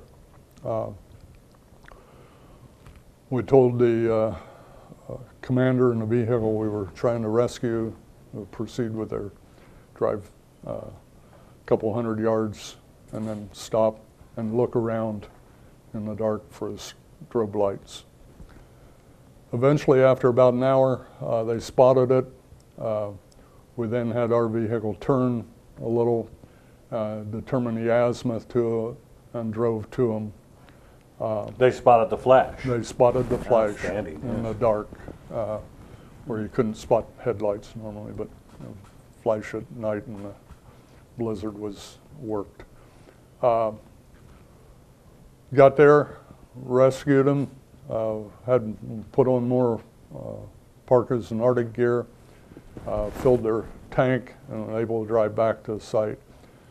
The thing when they got back was critical. They had already driven past the turn point on the mountain trail to the site and were headed out across the tundra. If they had proceeded, they never would have made it. There wasn't anything 200 to 300 miles in front of them, but more tundra. Wow. So that was that event. No injuries to that? No injuries. They were cold for a couple days. They were frostbite, fingertips, stuff like that, but all survived well. No problem. The other item I mentioned to Mike here was deployment to Turkey back in 2000. And as I mentioned in previous ones, I had been a checkered flag officer, which was trying to teach the guys the customs, because when you go overseas in a foreign country, they're not a bunch of foreigners there. They're all citizens. You are the foreigner. And so things you need to learn about there. Well, when I was first deployed there, I went to Ankara Air Station there, which is outside the capital of Ankara, Turkey. After a few days of orientation there for the NATO exercise, I was to escort approximately 15 to 20 troops down to the Turkish radar site we were going to. What year time frame are we? Huh? What time frame are we? 2000. 2000. Yeah. Actually, just about spring or I don't know, February. So Okay. I have to look at my records for that. But anyhow, I escort the guys down to the Turkish radar site where I was going to work, and some of them were going to be in comm center or other sites around there on a Turkish installation. We were boarded on a Turkish bus that had a driver that spoke English. And it was a very long drive from the capital on down to southwest Turkey. The driver spoke English, and the countryside was kind of like driving through the Dakotas, wide valleys, mountains in the distance. It was very dry, more like southwest. And the road went mile after mile. Well, my seat was directly behind the driver as we drove across the country. And I was plotting the routes and stuff like that as we went. Very little traffic for hours. And then we came upon a long line of several semi-trucks in front of us. Followed them for a while. And finally, the driver decided he'd pass them. He pulls out to pass them, and we're heading down the road. And I look over his shoulder, and there's a semi headed straight towards us. And we're over in the left lane. And I thought, well, he'll pull back in here and let it pass. But no, it just continued on down the road. And we're going straight on for a head-on collision. And I thought, what in the world is this guy doing? Well, at the very last second, we managed to get back in, and you could not take a piece of paper and pass it between our bus and the semi that went by. It was that close. It set all my troops off on the bus. They were yelling, and I tapped the bus driver on the shoulder, and what in the world are you doing? And I said, do you know what you're doing? You could have got us all killed. And his reply was, and he turns around, not watching the road, and he turns around to me and said, if it's Allah's will, it's Allah's will. Very calm. And I turned back to him and said, well, maybe it's Allah's will for you, but the rest of us would like to live. Don't do that again while you got us on board. What that, later in talking to some other officers relating the story, and they related some also, is the concept there, the Muslim world, Allah's will, it's Allah's will, which related back to military tactics. You may know that back in the First World War, the Turkish troops would stand up and just charge a machine gun, and they'd just keep mowing them down, and they'd keep right on running towards it. Just poor weapons tactics. Yeah. You know, you think, what does the commander got in mind here for doing that to his troop? But from their point of view, if they got killed, it was Allah's will. If they made it, that was okay. Yeah. So it has nothing to do with good, sound military tactics. It was just Allah's will, Allah's will. So, anyhow, I want to explain a few other things to you that impressed me since I was a checkered flag officer and normally tried to teach the guys about the country they were going to and the customs. One Yeah, what is that thing? I was is wondering. this little thing here. Yeah, See that? there you go. Move that a little closer there. Yeah. There we It's go. a little blue eye. A little blue eye, yeah. It's called a Nazar. A Nazar? A Nazar. Let me And see. what it has, give you a little bit of history here. We got a few minutes. It's called the evil eye. Okay. And That doesn't sound like fun. the Muslim world, people with blue eyes can cast an evil spell. Well, generally in the Middle East, people don't have blue eyes. And one of the things, these are also called talismans, but one of the things goes way back to the days of the Holy Crusades. And when the Crusaders from Europe were in the Middle East, the people in the Middle East realized that many of them have blue eyes, and they could cast an evil spell. So Crusaders who had blue eyes, who were from Northern Europe, were looked upon as people who could cast an evil spell on them. Ah. Today, that concept still comes down if you read the Arabic history and the Quran. Script, yeah. Yes, read the Quran. There's things in there about a reference to the evil eye. And one of the things is people have these smaller ones than this one hanging on the mirror in their car, hanging on their doors, hanging in their office. And the idea is that this eye can ward off the evil eye. So this goes way back to the Crusades. So just letting you know, if you have blue eyes and you go to a Muslim country in the world, they'll tend to look at you as one who could cast an evil spell on them. So that was one of the things I came in contact with. The other happened to be, and I have some pictures of those. In fact, one here, this is of in Cappadocia, a tree hung with many of those. Yeah. And any store you go to in Turkey, you can buy those. Nazars. Nazars. Nazars. Yeah. The other thing was a Turkish commander, a colonel, working with their radar site in NATO exercise, and there one day giving him briefings on the American units, stuff like that.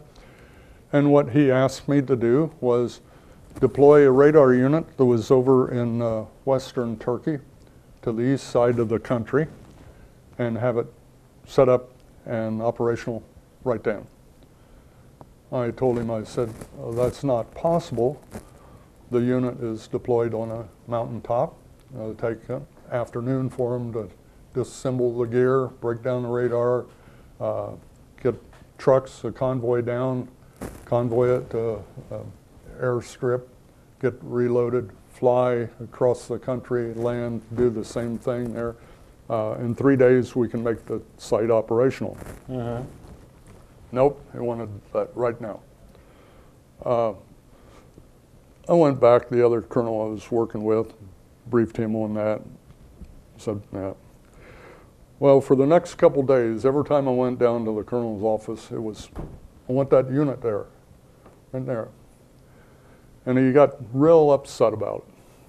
So I went back, talked to the other colonel, and so because we're trying to interface on a NATO military exercise with Turkish Air Force, he said, well, Dick, just tell him we'll do it. It's only on paper, you know, transfer the unit.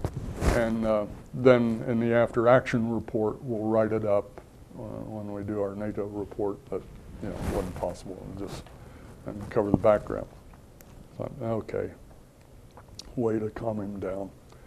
So I go down, I tell him, okay, we're going to move the unit over there and all that. He smiles, jumps up from behind his desk, comes around, pats me on the back and says, oh, that's not possible. I said, well, I know it's not possible. He said, well, I just wanted to see if you'd agree to it. I went back, and the whole thing was just where the American Air Force would agree to something that wasn't possible for him. He wanted to see if he could get a yes out of us versus no. Yeah. Another situation at the time was their dark room was off limits to us. And when I get comm messages, take down a knock on the door of their dark room, their ops officer would reach out, take the message. Well, one day I took one down. It was quite a extensive message. And he said, well, step in for a minute, you know, and I'll take it to the commander here up on the dais. I step in, And I can see why it was off limits to us. Because what they were running was live air bombing missions across the border into Syria at the time. Oh, yeah. Yeah, and this is back in 2000 when that was unknown. Right, of course. You know, so they didn't want the Americans seeing what they were doing and their real ops. So that was the thing. Also, a little item here real quick. If you go to Turkey or to the any place in the Muslim world, don't sit there with your legs crossed or your feet crossed or show the bottom of your shoe. That is the worst insult in the Muslim world, is to show somebody the bottom of your shoe. Can say a lot of cussing things, and that's exactly what it means. The bottom of your feet are viewed as touching the earth. They're the dirtiest. You don't do that. Also, always use your right hand for everything. Never your left. Never your left. You don't want to touch the left hand anyways. Yeah, I'm left-handed, but the left hand, is the method in Turkey is you wipe your butt with your left hand. Just water. Yeah, and wash in. Water and hand, that's it. Yep. So you've been in the Middle East, so you know, so know leave the those left hand rules. alone. Yeah, yep. Those are. What's interesting one of enough, the he brings up a good point a lot of people don't realize with the military. The military is very good with acclimating its service members to its environment. You know, it has programs where it teaches you the language, teaches you the customs, so you don't go out there and make a fool of yourself. Yeah. Yeah. It's real easy there if you don't know the customs. Right. The thing about the foot and the shoe, some of you may remember the picture here of Saddam Hussein, his statue being pulled down, and when it was pulled down and the American vehicle was towing it through the streets there, like that, the people ran out, took their shoes off, and were beating the statue of Saddam. Yeah, and that's, you know, The news media just, oh look, they're just hitting it. What the American media doesn't recognize is what that message that was sending. The same way you remember when George Bush was president and he did a news conference overseas in the Middle East, and one of the press guys took his shoe off and threw it at our president. The American media just portrayed it, oh, there was a newsman was just cranked up, he was off, and that's all it was. Very good point and perspective. Yeah, but it wasn't. In the Middle East, that was taken as, oh, he is really insulting the president. You know, we liked him for that. In fact, that guy received several notable awards later for throwing the shoe at the American president. Mention that. That amazing detail in everything you've given us, all the oral history you've given us, it's an amazing detail like I've never gotten before. And you know, it's new. It's the new standard. I don't think everybody will be able to be at the history, but I love the stories, love the details of it. I wanted to point out something though that I don't think we've gotten through this. Is please tell everyone what you're doing now, and I hedge you a bit. That we're working on the biography. He's working on the biography of a World War II veteran, and he's made great strides on repiecing it because the veteran, honestly, you know, maybe doesn't remember it very well. Richard's going through great lengths to figure it out. So much so, he found something. What did you find in England? Well, what I found in England was a website. First, we're working with a fellow, Earl Bredinson, out at the Brethren Home. He's known as G.I. Joe. He's a native of this area. Right. He's lived here most of his life. And he was stationed in England, an RAF base. That base eventually became an American installation. More Americans moved in there. In fact, in World War II, there were over 5,000 American troops stationed at that installation prior to the invasion of Normandy. One of the things there was a local school group. They have a local historical site just like we do on their web. And people there in the historical site got the local high school students to start researching a lot of these World War II veterans, because many of them married a local English woman at the time, lives there today. Some of them married an English woman and moved back to the United States and have been back there on visits and tours, stuff like that. So they've done stories about those in addition to their local history throughout English history. I contacted the director of that historical society and the web page, told him what we were doing, Mike and I were doing here with G.I. Joe, and he was interested in that, so I sent him the information, a picture of Joe. They mounted it on their website, and so basically, just in case you didn't get that, we're doing biographies, they're doing them in England. The place where they're doing them in England has Earl in their biographies. He was there, and they have all info on him and so forth. It's just, to me, an amazing circle that we're connection, how everything eventually. So now connects. we're in contact with them, and we're going to develop whatever we possibly can with them.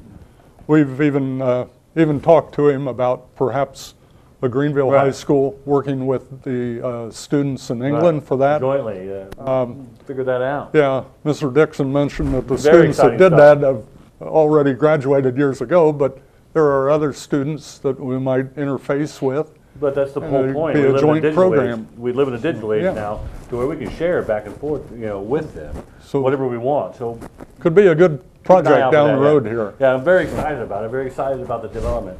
And thank you so much for sharing all well, thank this. you. That's- I have a appreciate it. feeling we're going to have you back often, and you can consider yourself part of the mission, and you can consider yourself drafted, Dick. Thank you very much. Never stop serving.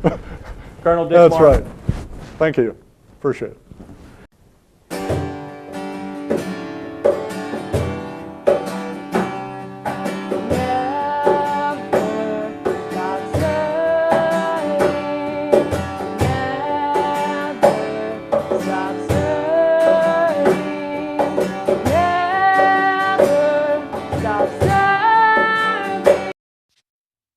Thank you for watching. Please visit us on our social media sites. Please consider contributing to our mission in some way. Also, we are always looking for veterans and their families to share their stories with us. Be sure to join us next week for our next episode of Never Stop Serving.